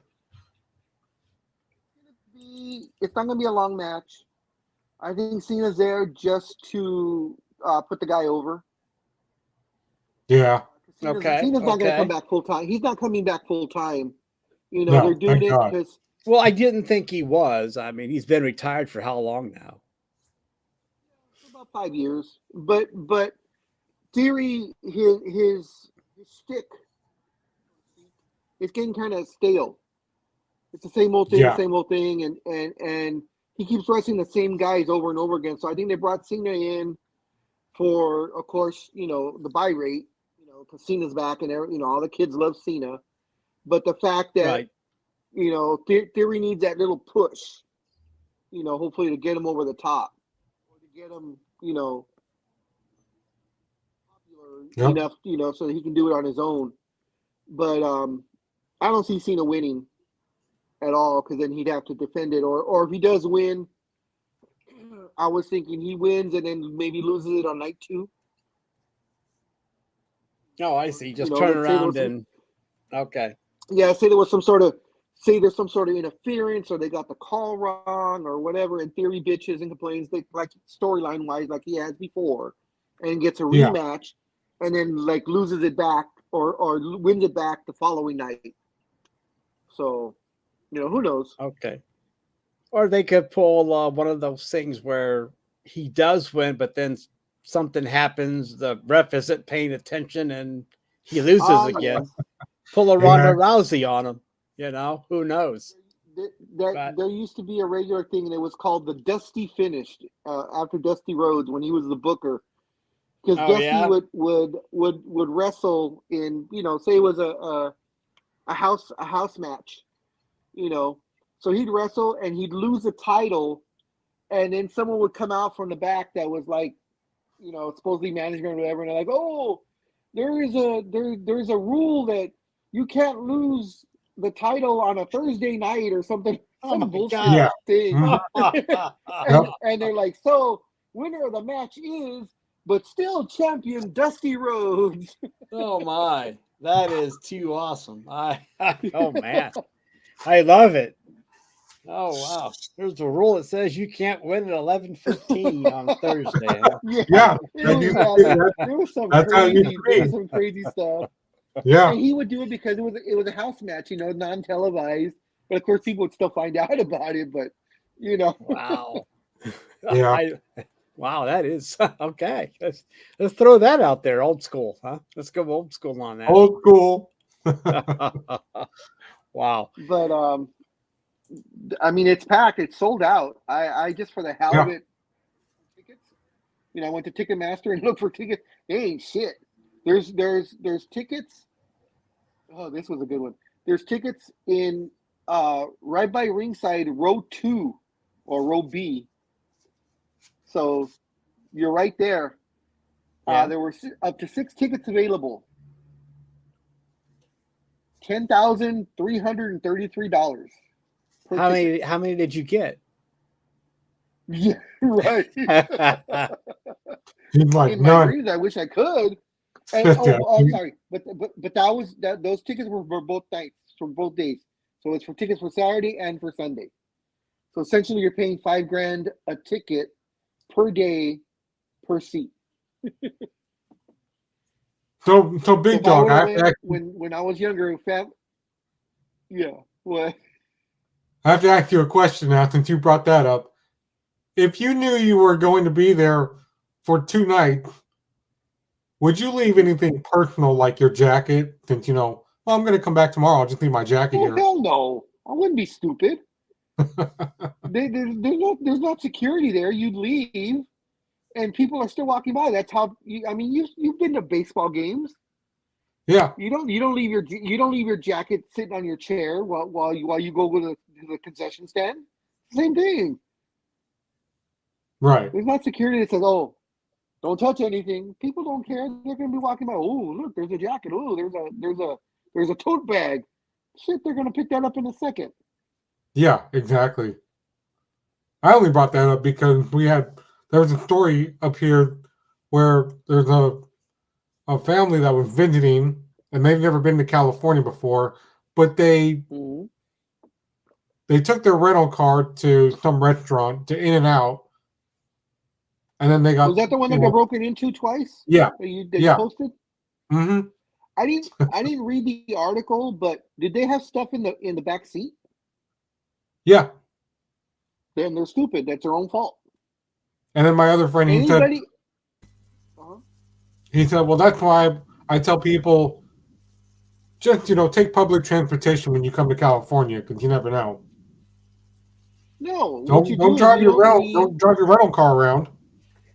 Yeah, well, you can't tell it's a rental anymore. It's not like it was 15, 20 years ago when you had the big old Enterprise sticker or Avis sticker on the car that dignified it as rental. You don't know it's a rental, because there's no distinguishing marks. No, when you're traveling, and it's these people's fault. I'm sorry that they're dumb, but who traveled for 20 years, no, you don't leave anything in the back seat or the side seat that you can see that's worth of value.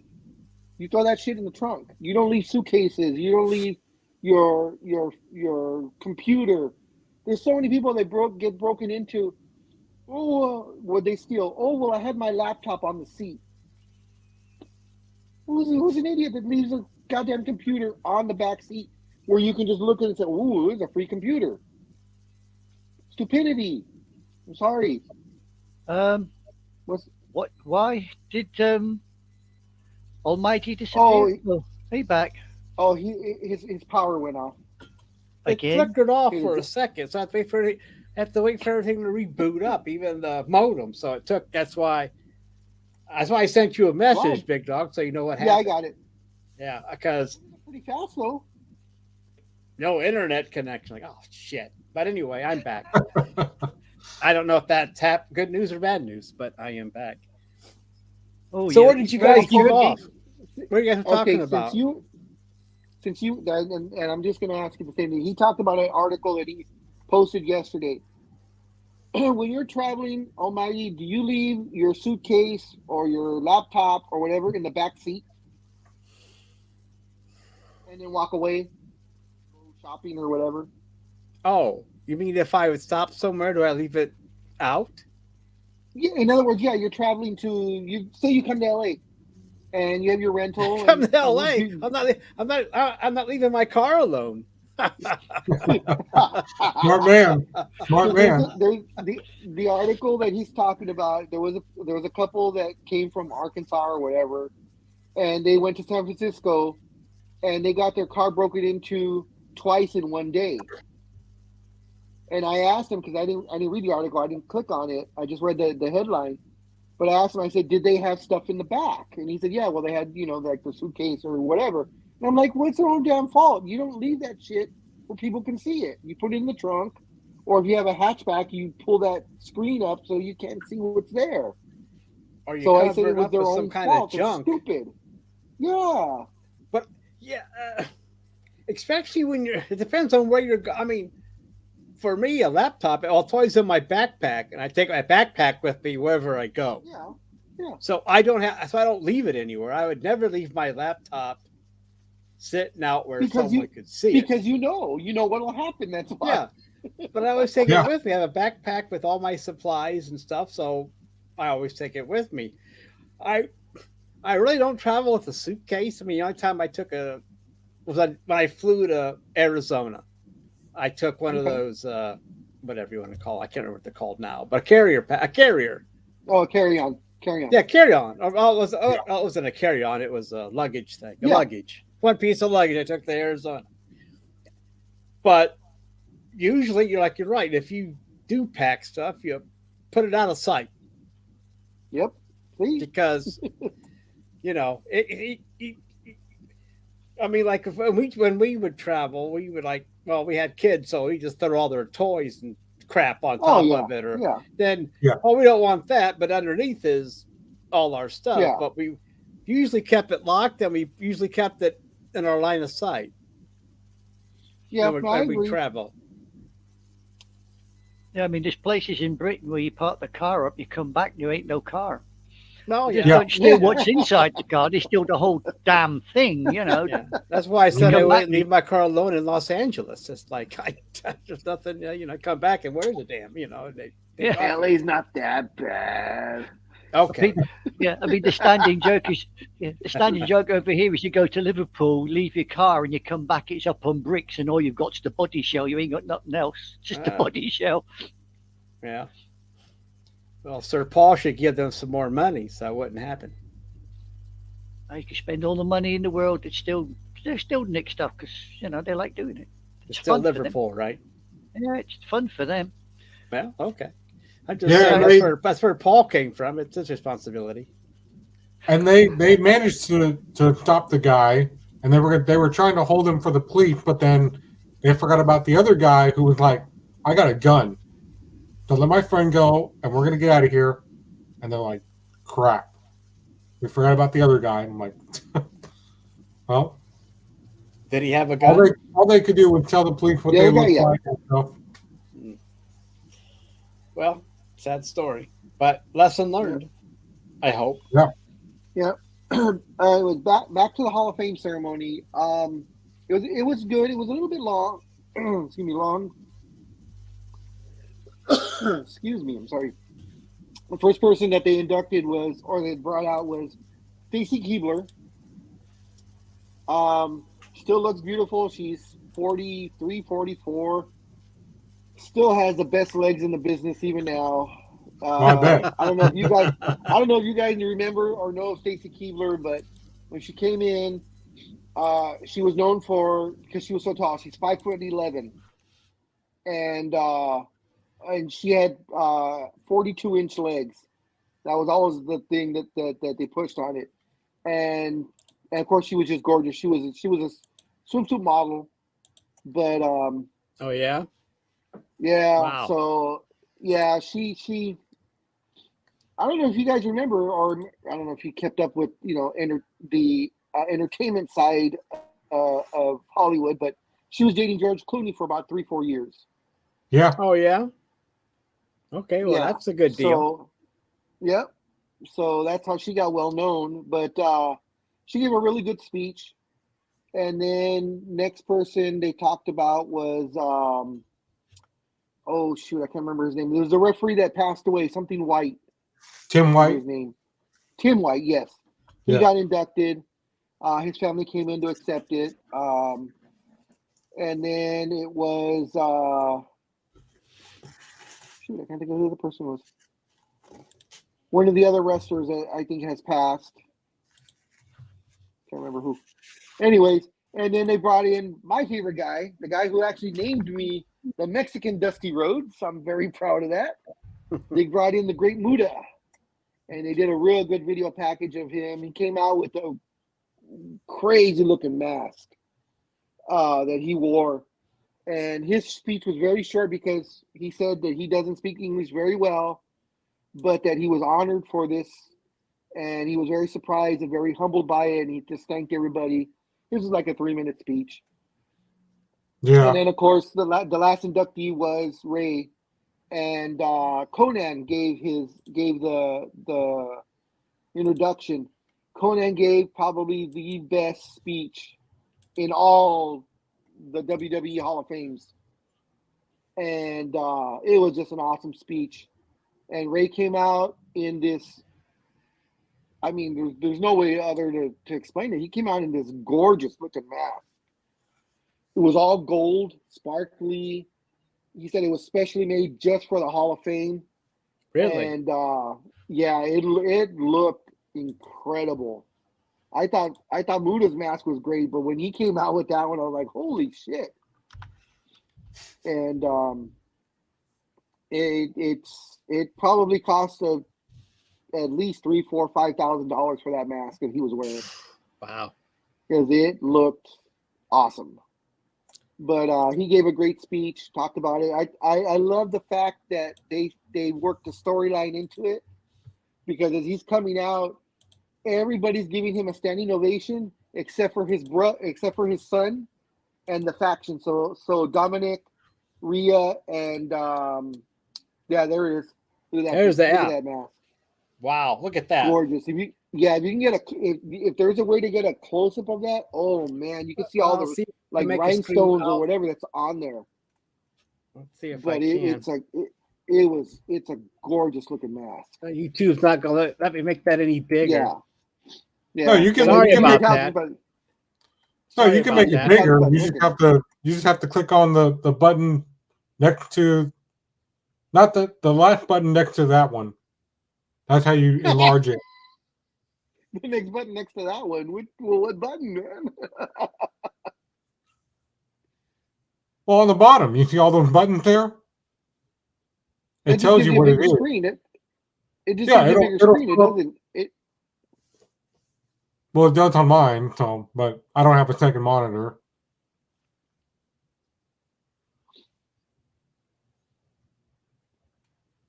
So anyways, he gave a great speech, and what was great, like I said, with his son Dominic, they're the only ones that didn't stand up. And then in the middle of Ray's speech, probably about 5 minutes into it, the three of them got up and walked off stage. Because all of a sudden you heard booing. I was like, what the hell? Why are they booing? And when you turn, it's because the three of them walked up and they walked off stage. So yeah, I heard about that. Yeah. So, but it was a good speech. Good, good class. I could see. I was surprised for Stacy Keibler. She had Mick Foley induct her. It was Mick Foley and Tori Wilson, and she said because Mick had always treated her well, even when she first got there in WCW. Yep. I guess Mick was there at the time, and he said she said he was the first person that she met, and that he was always kind to her since then. And of course, the other person that was there was Tori Wilson, who they were their best buds. So it was, I figured okay for her to be there. But that speech that Conan gave for Ray, it was crazy because he talked about that he met Ray when Ray was only like 11 or 12 years old. Mm-hmm. So, and he gave the whole speech, about how it progressed and how, he got his job because, they were starting a new company called AAA, and that Conan knew the owner, and then, he had to hard sell him. And the same thing, once he jumped to ECW, he had to hard sell Ray to Paul E. And the same thing with, once he jumped to WCW, Conan kind of mirrored him all along the way. So Conan was always the guy that was selling him, say, hey, take a chance on this guy. You won't be sorry. You won't be sorry. And all the way through. So, but he gave a great speech. I bet. Sounds very good. I'll have to re-find it. It's probably on there now. Yeah, the correct one's probably on there now because they were showing I was going this way, and then I went back to this way, and they were only showing the old one. I'm like, yeah, I know what you're talking about because mine was the same way. But the thing is, with me, I scrolled down, so I scrolled down past down the menu. Huh? You went down the menu from the main menu? Yeah, for the main menu, when it comes up, when Peacock first shows up, it said, things happening, blah, blah, blah. And then you go down and it says movies and TV shows and, specifically for you, and I went past, scrolled all that, and finally, like 5 or 6 down, it said coming on live, Hall of Fame ceremony. So that's the one I clicked. But on the top, I do remember saying them showing it was like the old Hall of Fame ceremonies. But I was like, no, I don't want that. So I just scrolled down. Yeah. I only went to the WWE one because I thought it would be under there, and it Oh. was. But the only video package for the Hall of Fame they showed on that video was Ray being inducted. That was only 30 seconds. I'm like, well, that's not it. Yeah. But yeah, I'll have to watch it again. How did you feel about? I'm sure Jerry Lawler inducted Andy Kaufman. Kaufman, that's who I couldn't think of. It was Andy Kaufman. That's right. Yeah. Actually, Jerry Lawler evidently is sick or something because he had a video saying that he's still he said, I'm still recovering, so I couldn't be there. So he had Jimmy Hart induct him in LA. So the video was from Jerry's home in Memphis. He said, I wish I could be there, but I can't. I'm recovering. And so I can't be there. So I'm asking my good friend Jimmy Hart to induct me, or induct Andy. So I was like, oh, okay. What happened to Jerry now? Yeah, we'll have to look into that. I didn't know. Maybe he had COVID or something. I don't know. Yeah, something. I think I got a little bit of a bigger picture. I'm not sure if it shows everything you wanted it to show. Yeah, that's a little bit better. Yeah, you can just tell the ornateness that they worked into that mask. I mean, it was just like I said, it's just a gorgeous looking mask. Jeez. Mm-hmm. Yeah, I mean, once again, my power flickered off again, so that's where I went. Well, once your power flickered off, you noticed I kept looking around my apartment, going, "What? Oh, never mind." We just had like a little, like 3,000 miles away. Yeah, but we just had like a little. We had like a little baby earthquake. That's all. So I was like, oh, whatever. But we got a windstorm going throughout the state, so I think that's what's knocking out the power here and there. I don't know. Doesn't look too bad outside, but this grid goes all over the place, so who knows? Yeah, and they just reported too that there's a tornado that touched down in Montebello. I don't know how far Big Dog is from Montebello, out there in San Bernardino area. Oh yeah, that was last week. Oh. Yeah, I mean they made the news everywhere because tornadoes don't usually touch down in California. No, but, we don't have. It showed up or in Montebello out of nowhere, and it lasted for about 2-3 minutes only, and then dissipated. But it took out something like 9 or 10 houses and a couple of warehouses that they lost their roofs in just those couple of minutes. And it was considered a Category 1, which is the weakest, but still it was something like 85 mile an hour winds. Yeah. So between the two of you guys on predictions, who's going to win, Roman or Cody? Oh my gosh. There is so much on the line on this, and it's such a build-up. Uh-huh. Yeah. I'm going to go with my Cody Rhodes. Yep, I agree. I agree as well. I agree as well, Cody. Did you read that? And supposedly it's been leaked that there is a new championship belt. Yes, I heard about that. Either Monday or Tuesday. So everybody's thinking Roman Reigns' reign ends on Sunday, and they're going to introduce the new belt to Cody on Monday. Probably. Is the rumors. So we'll see on that, because I guess I did read in multiple places that Triple H has okayed a new belt. So it is coming now. Whether it comes Monday or not, I don't know, but there is supposed to be a new belt. Wow, a new strap? Yeah. Wow. I saw an interview during the week with Undertaker, and in fact, it was him and Stone Cold. Stone Cold's podcast. It's on Peacock. If you guys get a chance, watch it. It's a long interview. It's almost 2 hours. But what's the podcast called? Broken Skull Ranch.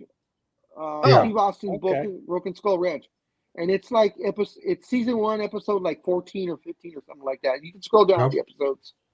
Mm-hmm. But I think it's like 2 hours, but he spills the beans on a lot of stuff. And what I didn't know, he talks about his Brock Lesnar match, where the streak was broken. And he said up until about an hour before it started, he was going over. He was going to beat Brock. And that was the plan, for him to beat Brock. And he said he was in his locker room, and he said Vince walked into his locker room. And he said as soon as he walked in, he looked at Vince. He's like, "You're changing it, aren't you?" And Vince was like, "Yeah, well, because of this, because of that." He said he knew something was up because whenever Vince wants to talk to you, he sends someone to your locker or whatever, and says, "Hey, Vince wants to see you in his office." He said, but the fact that Vince walked into his locker room, he knew something was up, and he said he immediately knew that the finish was going to be switched, and he kept asking him. He said, "Are you sure? Are you sure you want Brock to be the one?" Because he said in the interview with Stone Cold that he felt that the person that should have broke it would have been Roman Reigns. Because Roman, he said he felt Roman at the time needed that push. Whereas Brock beating Undertaker didn't do anything for Brock's career. And it's true. It didn't. It didn't raise him any higher. He was still a beast. But I think, had Roman beat him where he was undefeated 2 years later, I think that, it really would have made a big difference. But the fact that Brock did it, and he says even to this day, he still doesn't agree with Vince on that Brock went over. He says he doesn't mind losing. He said he just didn't feel it was to the right person. Yeah. Right. So the Undertaker actually gave some details, huh? Yeah. He's over the last year and a half, 2 years, is more Mark Calloway than Undertaker now. So he says it's hard for him, but he sees that the people are really interested and actually want to hear these stories. So that's why he does his one-man show, which I think was last night. He had his one-man show at LA Live or wherever it was. So he kind of like Mick Foley, where he'll go up, he'll just start telling stories. Maybe take a couple of questions from the crowd, and then more stories. Yeah. But wow. From what I hear, that he was that for a long time he was tight-lipped. He still wasn't going to say much. And he says it was hard for him. He said for 35 years he kept a persona. Period. You didn't see Mark Calloway ever. Is the way he put it. He said, but he realizes now that people want to hear, and the way social media is now, and blah blah blah. So he says he still has a hard time with some things, but he's more open to speaking about behind the scenes. And does he make some coin doing that?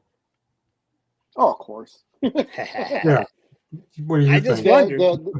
The one-man show thing, the cheapest tickets, because of course I looked, and I was like, ooh, I want to go see Taker.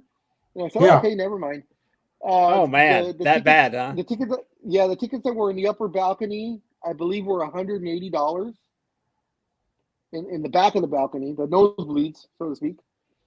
If you were down at the bottom, and it included the meet and greet, where you got to meet and take a picture with them, I believe those were $3,700 or some shit like Holy wow. that. Yeah. Well, he is the dead man, so.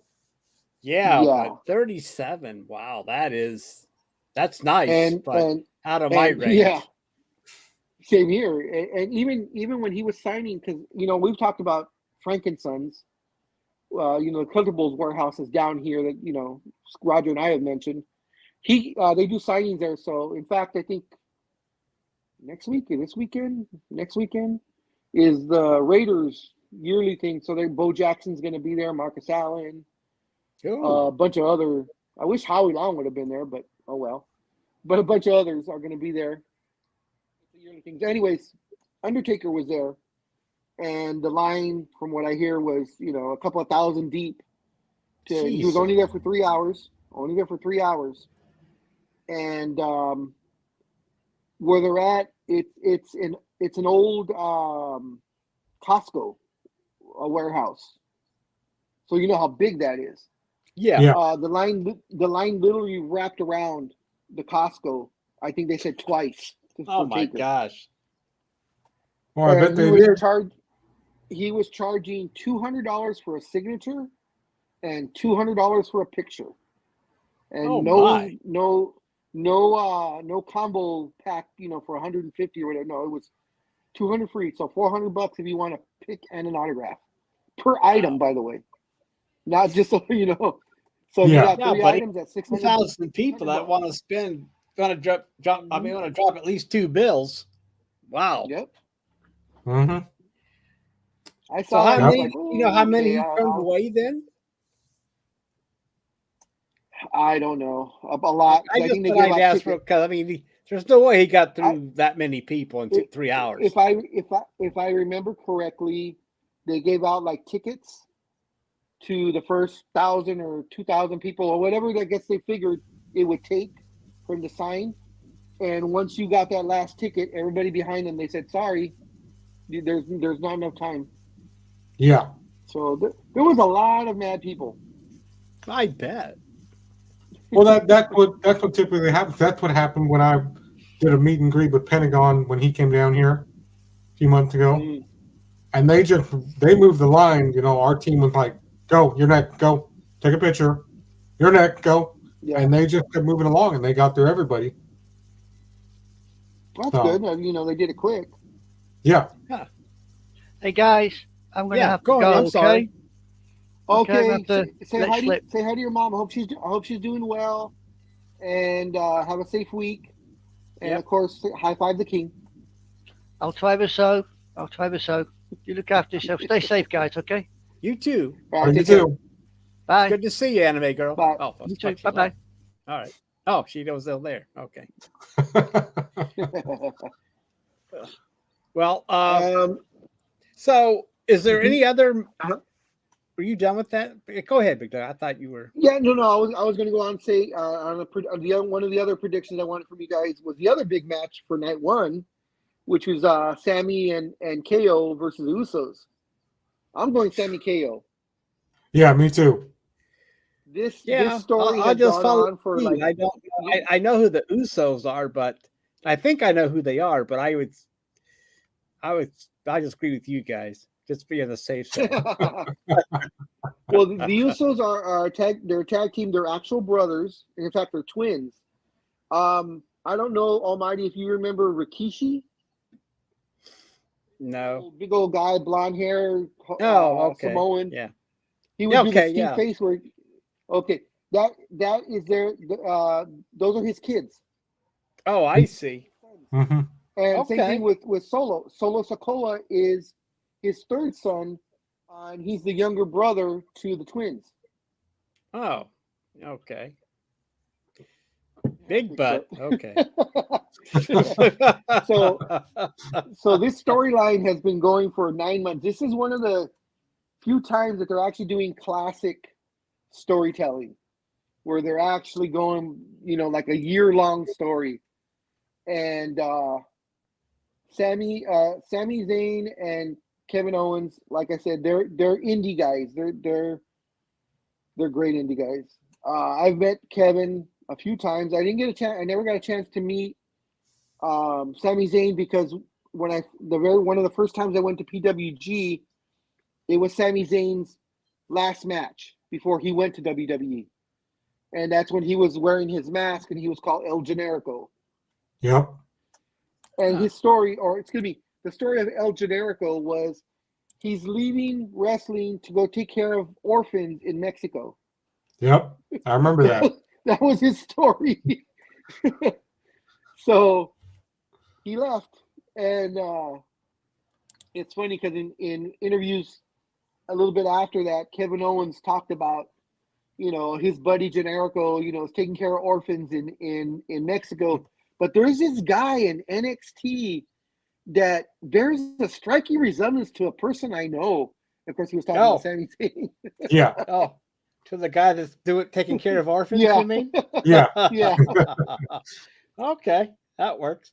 Hey, These real guys, quick, what do you yeah. think about Yeah. Flair and Ripley? Oh. I think it's Rhea's time to have a belt and to run with it, to have challengers and her be the chicken shit heel. Because I think she has the persona for it. Charlotte will always be in the championship picture. Yep. She's that gifted. I mean, you talk about a wrestler that was born into the sport. Yeah, I mean, of course. she got all the right chromosomes or whatever, to be a wrestler. Because Flair to me is the best wrestler of all time. And I think she might actually outdo her dad because of what she can do, on the top of the ring where she does a lot of aerial stuff. Flair never did aerial stuff. I've seen her wrestle before. Yeah, she's an excellent wrestler. And I mean, and also she's not small. I mean, she's kind of tall too. I mean, she's 5'10", I believe. Yeah, so I mean, he's not exactly like, and she also has the woo down. So I mean, but Flair. Let's put it this way: Charlotte does not need the title to be popular. No. There's certain people that you put the belt on them to elevate them, and there's others like Seth Rollins, like Seth. Seth does not need the belt. Everybody goes bonkers every time Seth comes out. Yeah, so they do. There's certain wrestlers that don't need the belt. They're gonna be on the top of the heap no matter what. So I think this will help Rhea elevate her status, and Charlotte's status. The loss won't hurt her. Well, I know what you mean about Seth because I always go crazy when he comes out. It doesn't matter. I mean, you want to see this crazy man wrestle. I mean, the way he comes down that ramp, oh my gosh. I mean, he's ready to go. And so what you're saying is that, go ahead. No, I was just going to real quick say, and the funny thing is Seth is very self-conscious about coming down the ramp because he says he doesn't know how to dance. So those moves he feels are just completely wrong. But he does it because, you get caught up in the moment and you just do it. But it works for him too, though. I mean, you're thinking, this guy's nuts. I mean, you wonder what this guy's doing coming down the ramp. He's like, it works for him though, doesn't it? It helps his character. I loved it those few months where he came out with some outrageous outfit every week. Where he came out with, the bright green and fluorescent red and, with the costumes that he was wearing. And he actually in an interview said, they asked, well, what do you want to do? He said he told the seamstress or whoever makes the costumes, he's like, think of the most outrageous thing you could think of. He goes, and I'll wear it. He goes, I'll wear it out there. Wow, that's fantastic. And just in case anybody is interested in this, is that for NXT Stand and Deliver, it's going to start out with an 8-person tag match. The winner will gain control of Big Dog's favorite thing, Chase University. Chisholm and Chase will take on Tyler Bates for Chase University. The unsanctioned match, Johnny Gargano, who we've been seeing on Raw and SmackDown this week.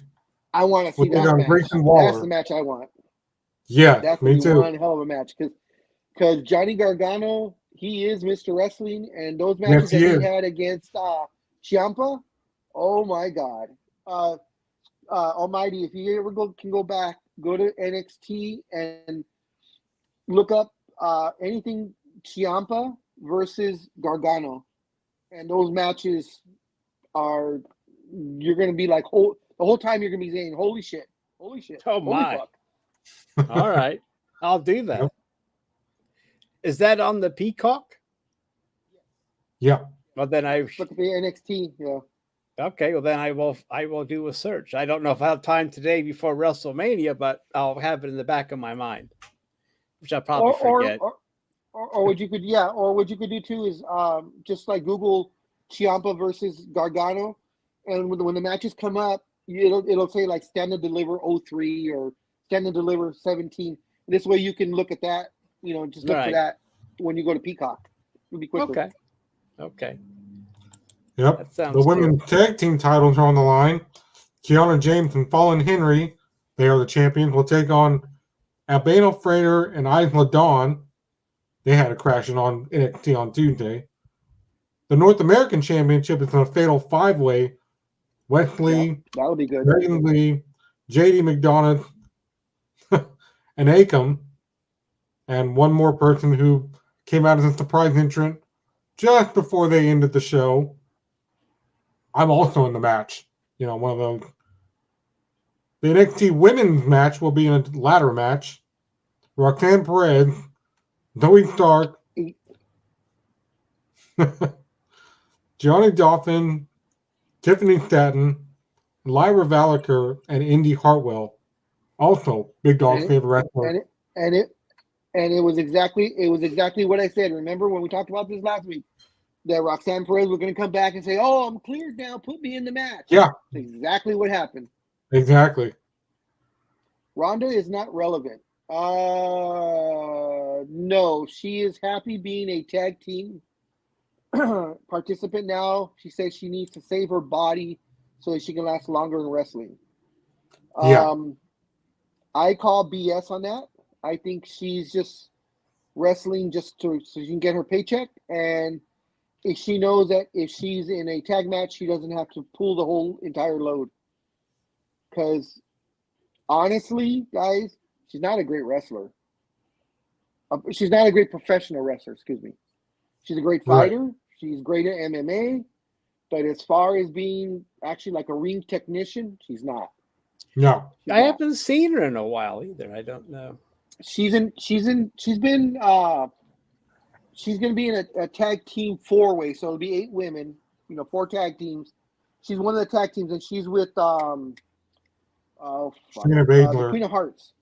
Yeah, Shayna Baszler, who is a decent wrestler. She's not great either, but she's decent and can do stuff more than Ronda. So, like, when they've been coming out, Ronda's usually on the side, and Shayna Baszler goes in and does all the work. So, I don't know. It seems like Ronda is bored. Would you agree, Speedy? Maybe. Yeah, I get that vibe too. She's not like fully invested in wrestling. When she's out there, she's just like, eh. So you're saying that all the excitement has worn off and that she's jaded already or bored with it, like you said? Yeah. I can see that. I mean, because when I watched the match where she lost, that crazy match that she lost, she didn't seem like she was really into it. And I don't know, maybe she misses MMA. I mean, maybe she wants the actual fight. Actually, I think she might be missing her daughter or son. I can't remember what. I think she had a daughter. I think she's missing just being a mom. Because, when you wrestle, you're on the road. That's true. If I'm not mistaken, I think they said like 38 of the 52 weeks you're on the road or more. Mm-hmm. So that means she's got to be away from the family. I didn't even. That's my bad. I should have thought about that. But yeah, she just had the baby, right? And now, I mean, it's not that old. It might be about a year and a half, maybe. That's about it. Yeah. Hopefully she was there if the child started walking already and stuff. But I mean, now the baby is taken off. Yeah. You know what I mean? Yeah. Yeah. And you don't want to miss those first steps or her first word. probably was her first word was probably Rowdy Rousey, but I can see that. I can see that, Big Dog, because if you're a first time mom, you want to be with that child. Really, I mean, I see what you're saying, Big Dog. And for Speedy. Like I'll give credit to Becky, but the fact is her husband's with her all the time. They're on the same show. Her and Seth, of course, are married, and they have a little girl. But according to Becky, she brings the baby with her everywhere she goes. Yeah. But I think that dynamic works because Seth is there also. So you have the husband and the wife. Mom and dad are both there. They're Whereas both Rhonda, right? Yeah. Yeah, and Rhonda, I think her husband, I think, is a coach, MMA coach, or bodybuilder or something like that. He's in a sport of some sort, and I don't know if he's still active or not. But that's got to weigh hard also. Yeah, I think that works. With Seth and Becky, because it's like, well, you take care of her. I got to go take off for my match. My match next. Yeah, I gotta go beat the shit. I gotta go beat the shit out of Charlotte. I'll be back right now. Yeah. But I remember she did give an interview, and she said the hardest part was when she came back. When she first came back, she said the hardest part was taking bumps where she fell on her stomach. She said because she was breastfeeding. Oh. So she said her chest was extremely sensitive. Yeah. And she had to take those bumps. Yeah. Oh, Marty's like, no. I know. I mean, I don't know personally, but I can. Anyway, you know what I mean, kind of. But to take the fall on those sensitive parts would be rough. Yeah. But all in all, guys, I think night one is going to be the better night. It seemed to have the better matchups. It's one less match because I think it's 8 matches versus 7 matches, Saturday versus Sunday. So, shit, I don't have it. Well, you would hope that Sunday would be better this time. Well, I think what they're going to do is I think there's only 6 matches on Sunday versus 7 on Saturday. So I think they might be going for longer matches, I think, on Sunday. Well, last Sunday they were shorter and sucked, right, Speedy? Yeah. Oh, yeah. Well, you watched it too, Big Dog. I mean, I did too. It's like, what the? They're only out there for not very long. And then when they were out there, it was like, oh my God, this is boring as crap. And compared to Saturday, I mean, we all agreed on last year's Saturday. Yeah. So hopefully, and we've talked about this, hopefully Sunday is the better than Saturday, because anyway, I just hope they get it right this time. And if this 2-day thing doesn't work this year, that they forget about it in 24. Nah, Vince is too money hungry. The fact that he can get 90,000, the fact that he can get 90,000, 90,000 2 days in a row. Yeah. He's not going to be able to put 90,000 in tickets.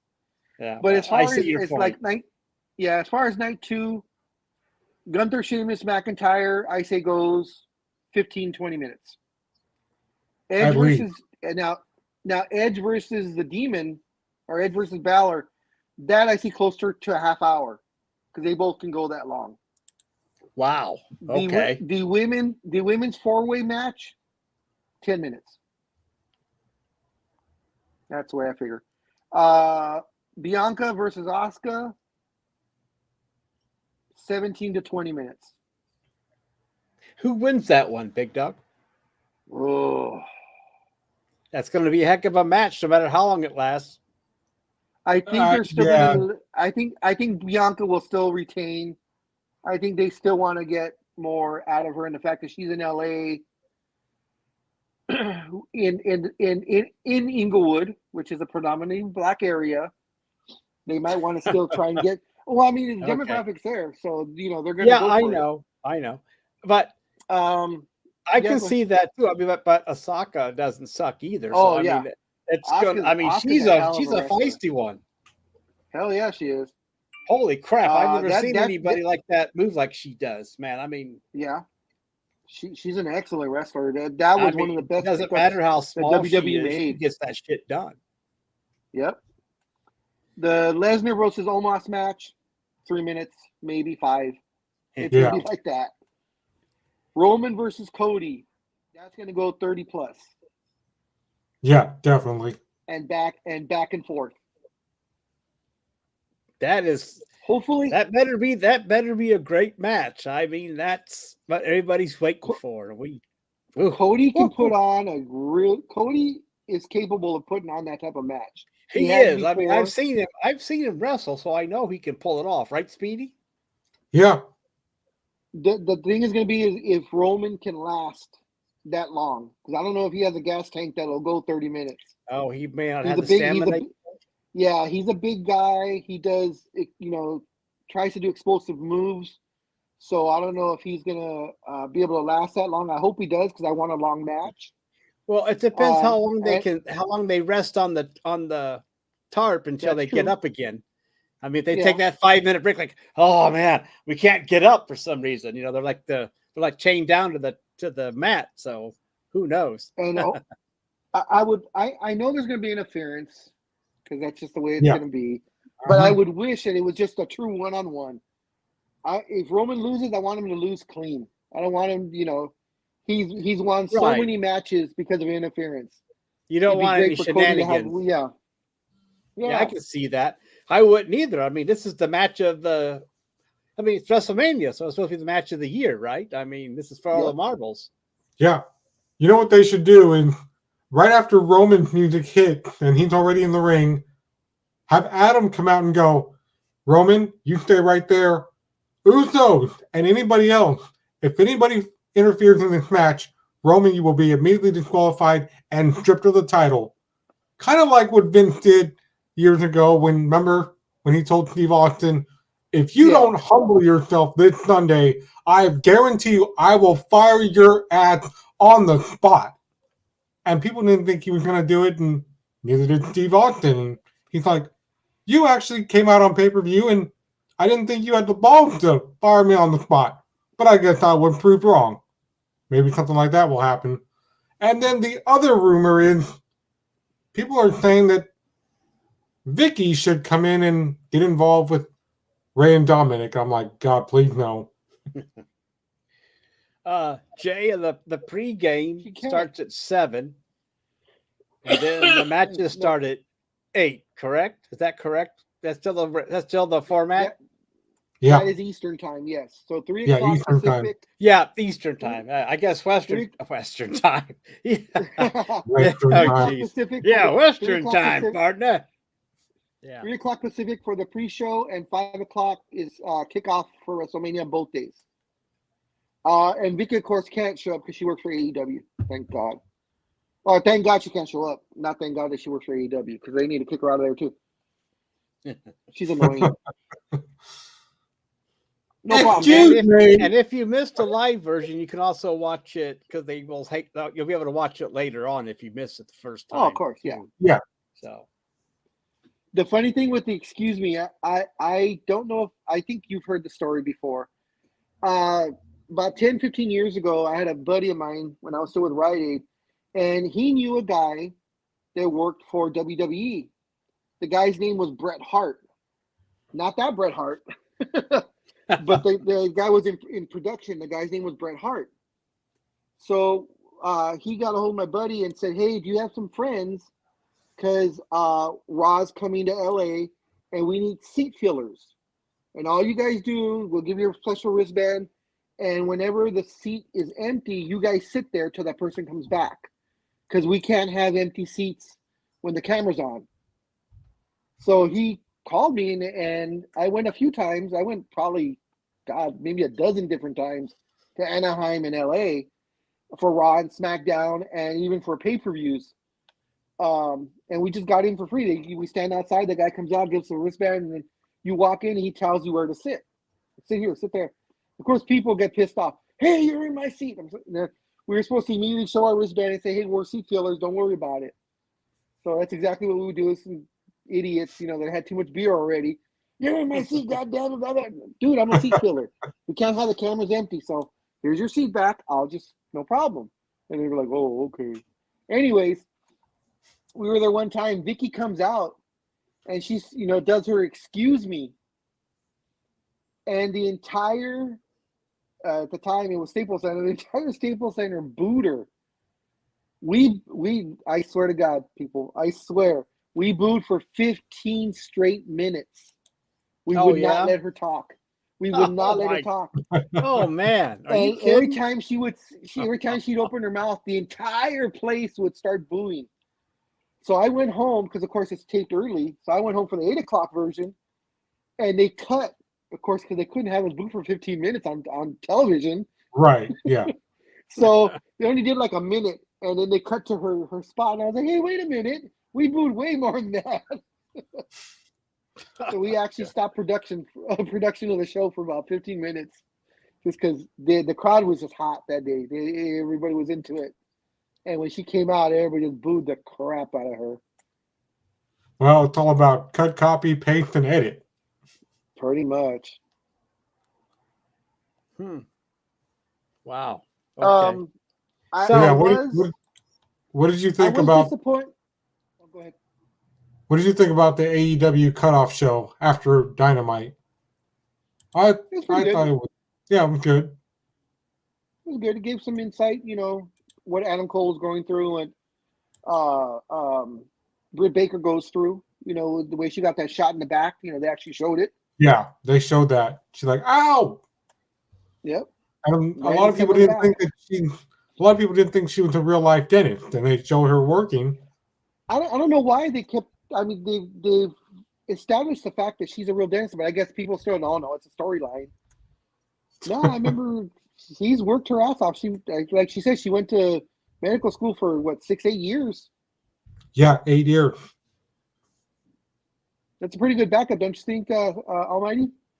What's that? She wrestles on Britt Baker. I don't know if you know who that from AEW, Britt Baker. No. She wrestles, of course, on Wednesdays and Fridays, and the once-a-month pay-per-views, or once every other month. And then during her off time, she goes to a regular job. She is a certified dentist. She's a medical dentist. That's why if you ever see her when she comes out, they go Britt Baker, and she goes DMD. It's part of her catchphrase. Yep. Well, at least she has a dental plan. Yep, and I think she's the dentist to a lot of those wrestlers. Probably. Yeah, I'm sure she is. Because most of those wrestlers live in either Texas or Florida because of the no tax. The only ones that usually really don't are the Bucks, Miz and Maurice, I know, live in LA, and a couple of others. But for the most part, wrestlers live in Florida because there's no tax. Yeah. So, but what I was going to say, guys, is I was a little disappointed, and they've done it now 2 years in a row, or maybe 3. The Andre the Giant Battle Royal. Now they have it on SmackDown. Yeah. I'm used to having it on WrestleMania. If anything, okay, you don't want to have the main show, put it on the pre-show. It'd be a perfect pre-show match. You got 2 hours of people talking. You could take 20 minutes out of that to have a Battle Royal. It looks like they might be in the upsets in the Final Four. What's that? I asked the chat room if they had any favorites for the Final Four, and Jay picked UConn and San Diego. That's the high seed team, so he doesn't expect any kind of upset. Well, that's because all the upsets already happened. Yeah, that's true. They already did. starting at the very beginning. Starting around the 64, there was upsets. Holy crap! Yeah, that's what I mean. Right from the start. Mm-hmm. But yeah. But I thought I know I'm carrying on 2 different things because the Final Four is going. He's getting ready for that, and he seems interested in that. And I might watch it too because I know that I can. But we'll see. Yeah, and that's why I posted what I posted last night, because I saw all my friends in LA. They were all shaking because they were all there in the front row and going, Bobby Lashley won the Battle Royal? Whose idea was that? That is true. My friends in LA were pissed. I wish the other thing I also wish, but then they made it into its own pay-per-view, was when they had the ladder match in WrestleMania. And that was the way to get the mid-card guys their WrestleMania check. Because, you get eight, 9 guys, and they just tell them to go crazy. And Shelton Benjamin was, oh, my God. That guy was awesome. I posted I'm not sure if I posted to all you guys, but there was a couple of things that Shelton Benjamin highlights. And that guy's, was Kofi Kingston before Kofi Kingston, with the crazy stuff that he did. Yeah. So, it's a shame that they took 2 decent matches to get the mid-level guys their payoff check. I mean, this is the big check of the year for everyone. And if you're not on it, you don't get that check. Right. And I know Vince is a tightwad and stuff, but he is a freaking billionaire. Yeah. Let these guys that are your workhorses. These are your workhorses. Give them a chance at WrestleMania to get that extra big paycheck, so they can have a decent year. Yeah, at least half that. Yeah. So same thing with the Battle Royal. He moved it off the Battle Royal. He moved it off of WrestleMania. So now they just get the regular TV time. They don't get pay-per-view. They don't get their pay-per-view check. Right. Now all those guys that were in the Battle Royal, they're not going to be at WrestleMania. Nope. That's why there's only one ladder match for Stand and Deliver. Because, like you said, there's no more. There's no more of that. They squashed that whole thing. They should have War Games actually for this weekend. That would have been awesome. I love. Yeah, that would have been awesome. But anyways, guys, we are over, and I'm not sure if there's that usual show that comes on after I forgot the name of it. Well, I checked and I didn't see it, but all I see listed is the tattoo show. And that just reminds me of Fantasy Island with Tattoo going, the plane. But, Now that it's politically incorrect, they can't do that no more. Well, I'm just saying. No, I know. Yeah, well, it's time for me to turn on my Peacock and leave Peacock on all day. Yep, it'll be on. The pre-show probably just started, yeah. Yeah, pre-show. Well, there's just... Get to listen to Booker T. Yeah, but then all that into, and the same video packaging for Stand and Deliver. I know. And they'll do the same thing for the actual pay-per-view later. So during that time, I just get my because Anthony, when I helped him out a few weeks ago, he took me to Costco and he's like, "Here, I got you a bunch of pizza for whatever." I'm like, "Oh, you can go for the pay-per-view." So I got 3 of those. I'll put those in the oven right now. Well, Peacock is loading. So, and there goes Almighty. Almighty wants to go for pizza too. Well, yeah. So, anyway, yeah. So, go enjoy your pay-per-view. Everyone in the chat room, thank you for joining us. Once again, if you're a wrestling fan, WrestleMania starts at 5 p.m. Pacific time. There is a 2-hour pre-show. NXT has their WrestleMania, which is called Stand and Deliver, and that starts in 1 hour. The pre-show has already started for NXT. Everything is available on Peacock. So if you have the Peacock channel, enjoy. It's worth it.